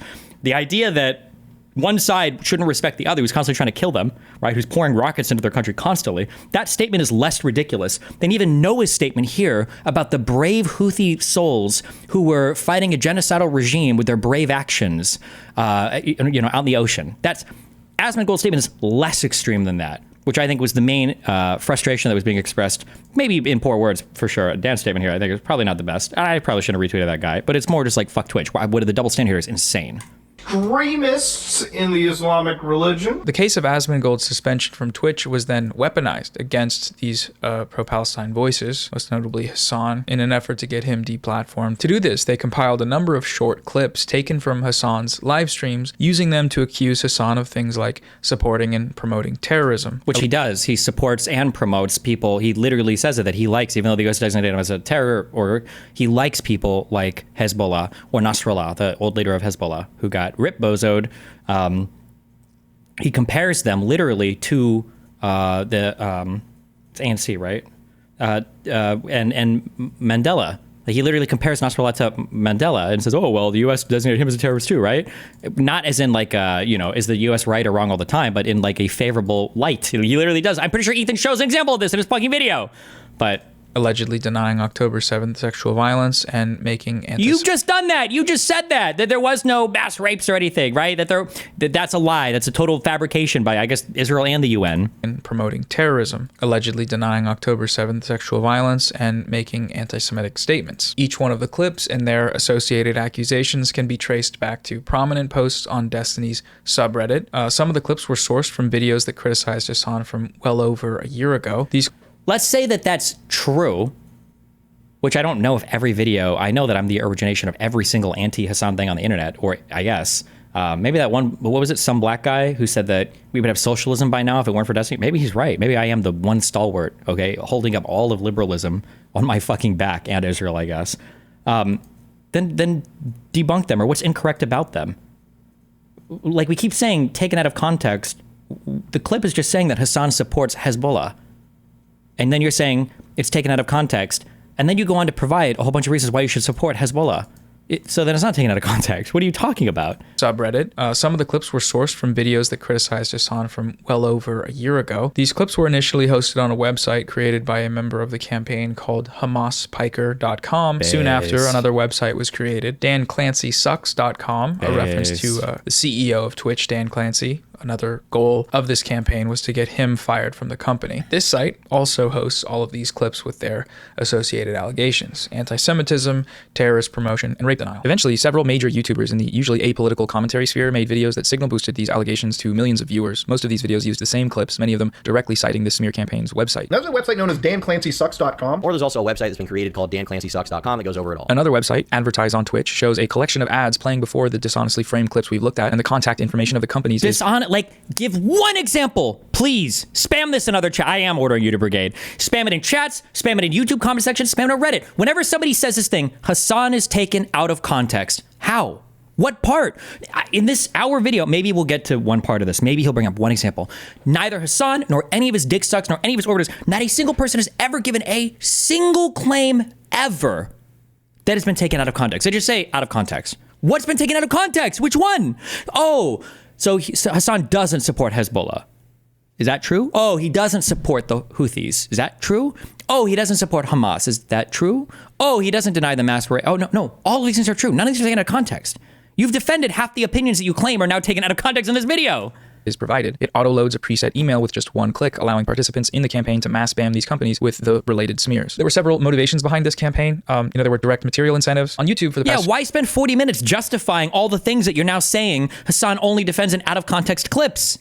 With the related smears. There were several motivations behind this campaign. There were direct material incentives. On YouTube for the past few years, there's a big industry that's exploded in popularity, and it's based on a simple concept. Hasan, bad. Hasan Piker is bad, and he's dumb, and bad and a terrorist, probably. We can call this the Hasanabi Dunk Video Industrial Complex. It's common for YouTubers during low view months to join in on the fun and make these types of videos, taking short clips from Hasan's... Bro, no offense, but you're not that big. And even in the commentary community, in terms of bro, you're linking a video with 37,000 views. Come on, you really think this is the go-to? Now, Hasan has provided a lot of yummy milk, I guess, over the past few months at least, as he started to spiral more and more and fight with H3H3, Asmongold, and ultimately me, always, because it's me behind all these people. He's just shadowboxing me in 7 different forms, I guess. Thousands of hours of live streaming to misrepresent what he's saying, usually parroting the exact same talking points. Misrepresenting what? What's being misrepresented? Types of videos taking short clips from Hasan's thousands of hours of live streaming to misrepresent what he's saying. What is being misrepresented? Parroting the exact same talking points they're getting from the same YouTubers in... What's the debunk to any of these talking points? Just one of these talking points. Debunk one of them. The same community. They're watching each other's videos and making each other's videos. It's kind of like a perpetual cycle of dumb guy slop. It's interesting to see YouTubers that typically cover TikTok drama and gaming content randomly giving their opinions on genocide and geopolitics. No one's giving their opinion on genocide and geopolitics. They're giving their opinion on Hasan supporting terrorist groups, which you've justified in this video.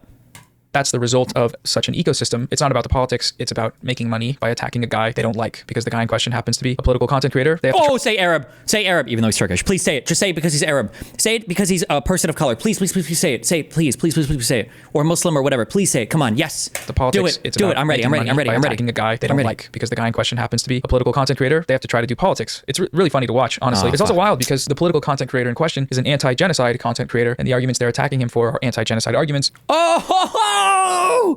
He's anti-genocide. Why didn't we just say that in the beginning? Ethan, you fucking retard. Just call yourself anti-genocide and then you're good, dog. You can literally defend whatever the fuck you want. You have to make sure you call yourself anti-genocide, bro. And then you can never be defending genocide. So these creators, they're positioning themselves in opposition to him and his arguments, de facto positioning themselves on the pro-genocide side. Anti-genocide is pro-genocide. It's quite the precarious predicament they've placed themselves in. Do they realize it? No. Do they care? And if Ethan calls himself anti-genocide, then when Hasan debates him or argues against him, then that makes Hasan anti-genocide, which makes him pro-genocide. Oh my God, we did genocide math. We got there. We did debate bro arithmetic. Probably not. Like today, we're here to debate whether rape is good or bad. What's your position, Noah? Well, I came here anti-rape. Funny, because I came here anti-rape. In a way, that kind of makes you pro-rape, right? Because you've brought anti-rape arguments to me, and I'm already anti-rape, so now you're anti-rape, so now you're pro-rape. Boom! Got him.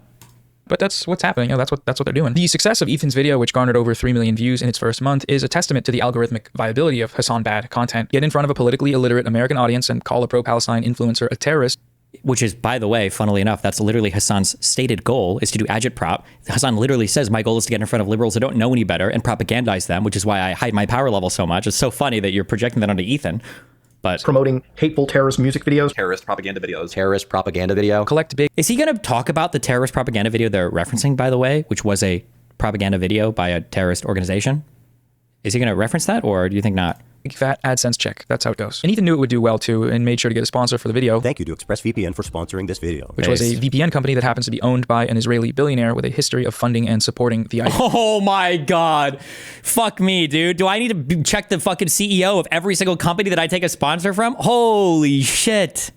Really? We're going to this level now? Oh my God. Yeah, he's not a Zionist though, apparently. Apparently he's not a Zionist and he's pro-Palestine. I've been a stalwart supporter of the Palestinian cause for many years. A few years ago, Destiny... How does that make him not a Zionist? What? You can be a Zionist and be a supporter of the Palestinian people as well. You don't have to want to have the complete and wholesale dissolution of the state of Israel. But, that's whatever. Was banned from Twitch. Since then, he has repeatedly attempted to be reinstated on the platform, and the latest attempt by using the campaign was probably the closest he's ever been in terms of putting pressure on the platform. We're tired. What? You think I'm getting unbanned? Attacking the platform even more? This is like internally inconsistent. What? Of your site, changing the rules every week. Nobody knows what's going on. Get your shit together, unban Destiny, and fucking make a site that people actually want to go to. Dedicated the last 2 weeks of my life. It was the closest I've ever, but they were microseconds away from unbanning me. And at the last moment, Hasan was able to swoop in and beg them to keep me off the platform. Like, what are we talking about? Basically to Steve's cause. You're talking about the Twitch thing?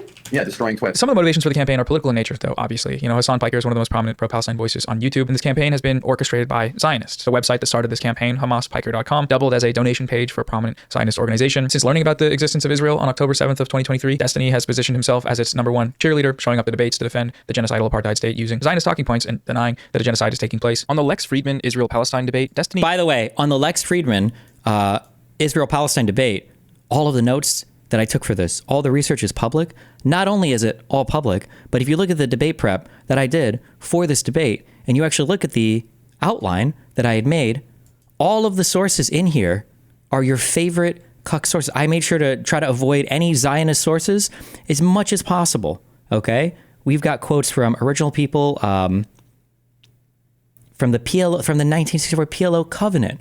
The PLO, they're not Zionist, right? Hold on, maybe I have some other Zionist things in here. Wikipedia article. Let's see. These are examples of... So Wikipedia is Zionist, even though it's actually super edited by pro-Pallies. Oh, these are examples of other civilian population transfers. Hold on. Okay. According to Israeli and Palestinian sources, NBC News, we'll call that Zionist, I guess. I-24, is this French? This is just for the wealth of these people. For living conditions, CIA.gov. Oh, that's Zionist. Well, I don't know. Hold on. Now, keep in mind, I don't actually dispute any of these facts, but maybe it's the war crimes part. Hold on. Haaretz, that's a left-leaning source, but it's also Israeli, so he might include Haaretz as being a Zionist. These are quotes from the ICJ judges that filed the criminal justice case against Israel on behalf of, or when South Africa brought the case for genocide against Israel. That's quotes from them. I think gold is a quote here. Gender-based violence research from, this is the United Nations. I believe that we like that, right? The United Nations, when they talked about violence in the Gaza Strip. So this is a good, nice, friendly.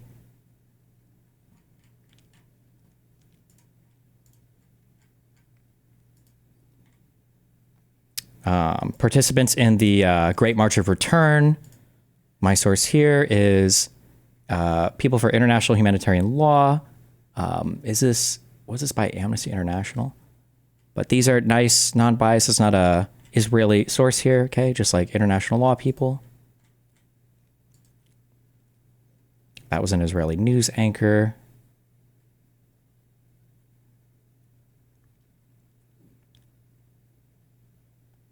These have to do with individual stories of a dude related to the...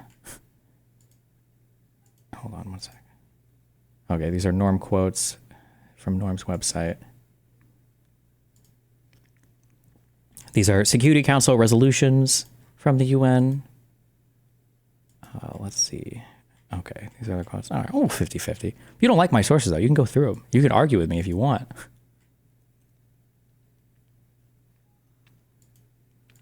We've got UNRWA in here for the Palestinians. We've got the actual concessions that were being asked for from the Palestinians, the actual documents. You can read them yourself. You don't have to go by a summary about the right of return.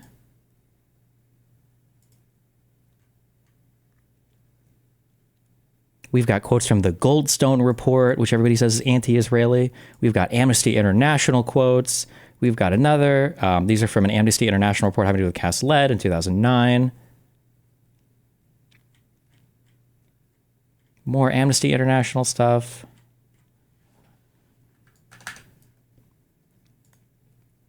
Like my whole perspective, especially if you're going to make all these videos and shit, everything is like, this is literally like a guide for the debate, or my hope for what we would actually talk about. Like, if anything in here is bullshit or full of like absolute misinformation, all these notes are public. You can just go through it and tear it apart if you want. Like, it's all in here.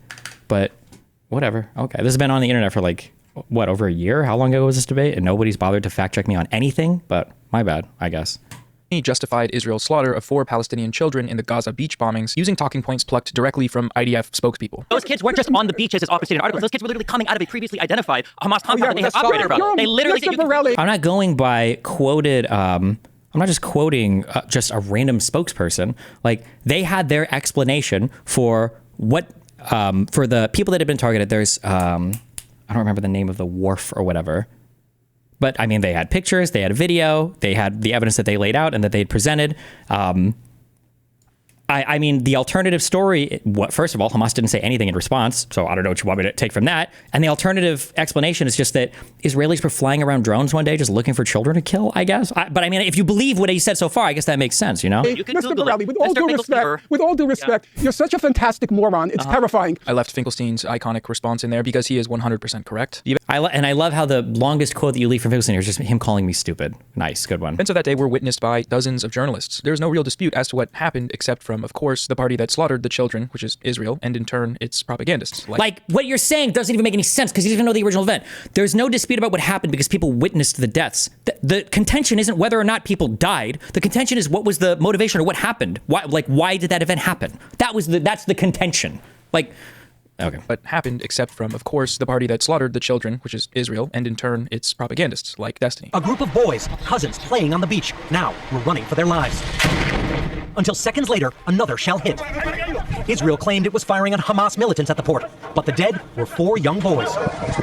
He's also explicitly called for the genocide of Palestinians. Honestly, I'm pro-genocide. Oh, and then our pre-October 7th, nice, base. Like, it sounds really shitty, but like, I think that Israel should just draw its fucking borders about where to... Are we going to play the rest of this quote here where I say, realistically, there's probably no good solution. It seems like one side is going to kill the other, and that's the only way this conflict ends, or are we just going to cut it off here? Just now, and basically, Palestinians can go live in another place. That's really shitty, but like, that's about where I'm at. It's this guy and his community who are the source for every one of the arguments that Ethan makes in his video. Do stalwart advocates for Palestinians normally collaborate with advocates for Palestinian genocide? No, they do not, in my opinion. Destiny's podcast co-host Dan Saltman, the other main driver behind this campaign and the one spearheading the creation of these smear websites, is also a Zionist. Saltman promoted pro-Israel organizations like the ADL and stopped anti-Semitism, and Israel should just get their own child soldiers. Why? They've people like this guy have already hopped on board with the baby settlers argument. So you can kill Israeli children, it's fine, doesn't matter. Zionist politicians like Richie Torres, who shared and boosted the campaign, he consistently weaponizes Zionist talking points, like asserting that any reference to Zionism is actually just coded anti-Semitic language, the implication there being, of course, that criticizing Israel and Zionism is inherently anti-Semitic. That's a very common Zionist tactic. It's like the Zionist tactic. Where can we find a link to the Finkelstein debate notes? I don't know. It's probably on destiny.gg/notes. Debate prep Finkelstein and Rabbani, and then debate outline. So this isn't the totality of my research. These are just the topics that I wanted to move through, but we didn't really talk about anything of substance because Finkelstein is a hack fuck, and I didn't realize it.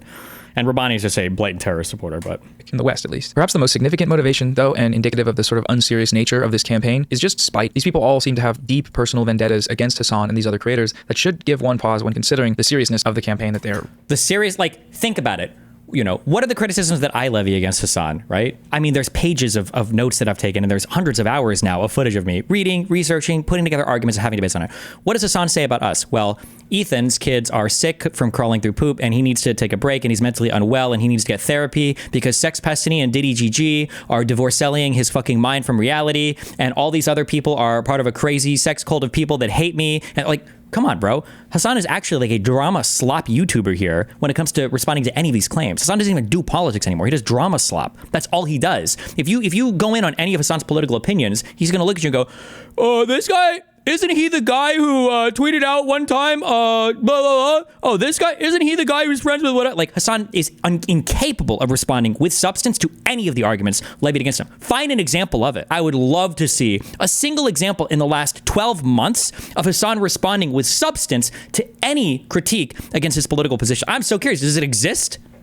Running. God, he's so cringe. He's like such a cringe loser. I would pay we'd raise $1 million to send this dude to go fight in Yemen, and then all of us would volunteer. Holy shit, he's such in response to him defending the fucking Houthis that are accused of causing tens of thousands of starvation deaths of children. But maybe that's all lies, I guess.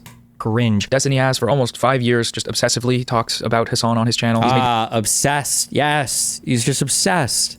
Don't talk about the largest political streamer on Twitch. Well, sorry, second largest now. Maybe third largest. Who knows anymore? Now that Asmongold has taken over, right? They're just obsessed. That's it. Yes. And I'm going to be obsessed for responding to this as well. Yes. Video after video about him. The frequency of these videos increased after Destiny was banned from Twitch. In the span of time since then, he has uploaded almost 80 videos about Hasan out of a total of like 450 videos. So that's at least 1/5. I've uploaded 450 videos between my 3 YouTube channels in the last 2 years. Damn, August. And he's got a pay cut. I would have thought it would have been over 1,000 videos, but you know. His working life spent talking about Hasan. In contrast, in the same span of time, Hasan has uploaded over 1,200 videos, and he's talked about Destiny a total of 5 times. 4 of them have... Like, Hasan talked about me 5 times yesterday. What is this framing? It's actually unhinged.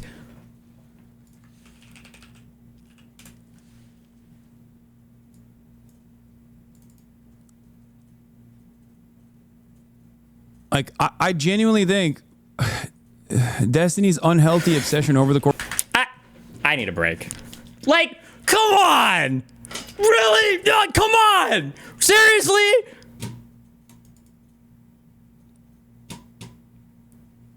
Five times! I got lucky and I hit number 6. Have come in the last few months while covering Destiny's role in this smear campaign and the credible allegations of sex crimes against him. So that's less than 1% of his coverage. This isn't an internet beef. Hasan has a stalker. With Ethan, I feel like I can kind of spot the moment that's true. Stalker, gaslighter, manipulator, crazy maker, all the words. Just use all of them. Bro, come on.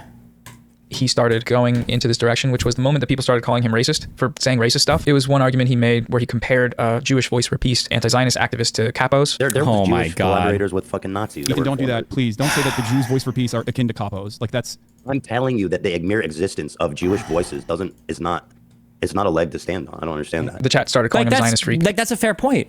You can't use token figures to try to claim that they speak for an entire group of people. You know this. Everybody knows this. But apparently it's okay when we do it for Jews, I guess. Because that's a Zionist freak thing to say. And then since then, he's sort of constructed an entire mind prison around the idea that he's not racist and anyone calling him racist is actually the real racists. And because Hasan's community is politically oriented and is able to spot the racist rhetoric in question. True. The scholars in Hasanabi's audience. Yes, true. Means they're all extremists and Hasan is leading them, so he's an extremist. And that Hasan and them are all the problem and that he's a perfect angel, which is the direction he's taken, it seems like. My only crime is wanting a 2-state solution instead of one and thinking it's not okay to kill Israeli civilians. That's it. That's why they're calling me a Nazi Zionist. And now he's just totally gone off the rails. He spends most of his time cowering in fear behind Instagram stories that people can't respond to. Because he's not on Twitter, so he makes what do you mean they can't respond to it? When you literally linked... He's just totally gone off the rails. He spends most of his time... You're literally linking tweets about the stories. What the fuck are you talking about? They're clearly people are responding. What do you mean? Cowering in fear behind Instagram stories that people can't respond to. Cowering in fear? Hasan is literally so fucking afraid. This motherfucker sent people into a stall before he takes a shit because he thinks I'm hiding in there about to Get him. Come on, bro. You talking about hiding in fear? One of the uploads on his personal YouTube channel in the last number of months have been targeted towards Hasan. He spent most of his live podcast talking about Hasan and calling him a terrorist and whatnot. What is this? Bro, I have not seen a single one of his fucking Instagram stories. I didn't know he was posting about me this much. Oh my God, every day? I didn't know, he says, as he I'm sure that he's not obsessively checking all of these things constantly, but okay. Every single day? No. There was that one Instagram story where Ethan Klein was having to evacuate due to the wildfires or something, and he managed to make the post about Hasan and about how Hasan probably thinks it's awesome that his house might burn down while his family is in the background trying to evacuate the wildfires. Just wild. Ethan Klein has repeatedly denied any association with this campaign and Destiny or his community. That may have something to do with the recent credible allegations that Destiny is a sex criminal, but this is false. Ethan has been caught on his live podcast browsing the Destiny subreddit for arguments to use to attack Hasan. Leaks Discord logs show Dan Saltman admitting to exchanging emails with Ethan and the H3 team personally during the campaign. And even if there wasn't evidence of direct communication, the far more important connection is that Ethan is saying the exact same things, using the same out of context clips that everyone else used to call his out of context. What thing was out of context again? We're 59 minutes in. We still got 4 minutes. Maybe we'll get to one of those out of context clips. They're coming up. On a terrorist or whatever. It's been a group effort. That's just what it is. So just a few final thoughts here. Zionism is Nazism. It's an ethnic supremacist. Oh, okay. Zionism is Nazism. Oh, that's what we were arguing about. Gotcha. Okay. Or whatever. It's been a group effort. That's just what it is. So just a few final thoughts here. Zionism is Nazism. It's an ethnic supremacist, expansionist, colonial ideology. You can't have Zionism without genocide and ethnic cleansing. That's the end goal of the project. It's what it is. Palestinians are there, and for the Zionist project to be complete, they have to go. Starve them out, bomb them, destroy everything they need to live. Those are the methods. Those are what they're employing as we speak. And like Nazism, Zionism cannot be defeated through reform or debate. It must be destroyed from the outside through effort. Destroy the country of Israel. Based. Yes, true. Because remember, Nazism was the official governing party of Germany. The only way to defeat it was to take apart that entire governing party, right? So the whole government in Israel needs to be dismantled, but also, the borders redrawn true? Like, what else needs to happen? It's made by the Palestinian people, the Palestinian resistance, and coalitions of allies. Oh, the resistance, yes. It must be destroyed from the outside through efforts made by the Palestinian people, the Palestinian resistance, and coalitions of allies. As history has shown, the downfall of these kinds of racist ideologies is possible, but Zionists cannot be a part of this process. They're Zionists. They uphold Zionism by spreading Zionist propaganda and spending all their time and effort attacking anti-Zionists, even as those anti-Zionists are actively fighting against a genocide that Zionism is the ideological pretext for. In the case of liberal Zionists like Ethan Klein, using his weird personal Zionist crash out as a jumping off point to educate people about the ideology that he adheres to is a great use of time, I think. And Bad Empanada has done a fantastic job with that. His videos have reached pretty wide audiences and exposed them to the reality and history of the genocidal Zionist project. That's a really good thing. It's a really important thing that he's doing, and I think many of you can probably also help out with that. Most of you have smartphones and cameras and TikTok, so go ahead, start posting about it, spread the word. Aside from being a morally good thing to do, it's also becoming sustainable. It's algorithmically viable. The Ethan Klein crash out industrial complex is booming, and we can harness it as a propaganda machine to expose Zionism for the genocidal ideology that it is. You may have the feeling, as I often have, that the history books will look back upon these times and those who supported the Gaza genocide with shame and horror. The only problem with that is that these people feel no shame. They're here to make money and to convince themselves that they aren't evil. Oh, speaking of feeling no shame, I think that tweet did come explicitly from the squirrel. Breaking, the UN just released its first actual investigation in October 7th on ongoing Gaza genocide by Israel. It concludes that though there was violence against women, there is no proof of any rape, let alone mass rape. That was her tweet. But I don't think this even existed. This paragraph, I don't think this existed anywhere. I think she cut together this thing on her own. And you can see even on 95 here, there's been some stuff cut.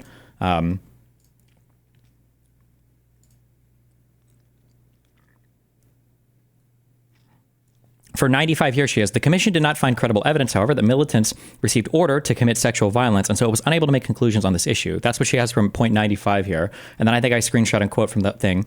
The commission identified patterns indicative of sexual violence in several locations and concludes that Israeli women were disproportionately subjected to these crimes. The attack on October 7th enabled perpetrators to commit SGBV, sexual group something violence. And this violence was not isolated, but perpetrated in similar ways in several locations and by multiple Palestinian perpetrators.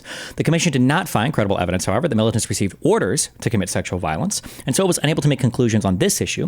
However, inflammatory language and disbelief around sexual violence observed with both parties risks silencing and discrediting survivors, further exacerbating trauma and stigmatization.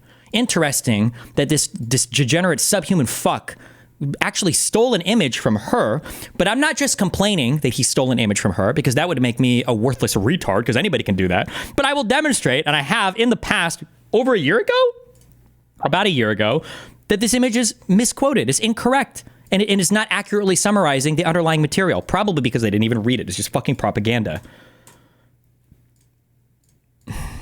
Evil. And the way they do that is by lying, by spreading liberal Zionist propaganda. It's profitable and it's easy and it's acceptable. You're allowed to say that you think all Palestinians should die. I'm pro-genocide. And still get invited to Jubilee as the resident liberal. You're allowed to do it and run your quirky, epic, silly podcast and make hundreds of thousands of dollars doing that, because the Western media ecosystem encourages it. There will be no justice for the Palestinian people if all we do is watch content about what's happening. Consumption is not politics. There will be no justice for the victims of this genocide unless we all actively fight for it. From the position that most of the viewers of this video have, that's by using the resources and time to continue to speak out, preserve the record of what's actually happened in Gaza, name the perpetrators, and highlight and boost the voices that understand these facts more than anyone in the world, that is, the Palestinian people. Don't stop sharing their stories or contributing to direct aid. I'll leave a document below with some Palestinian voices and outlets that you should follow and campaigns to contribute to. In If I Must Die, Rafat El-Arir tells the story of Yasser Ashur, a young Palestinian survivor.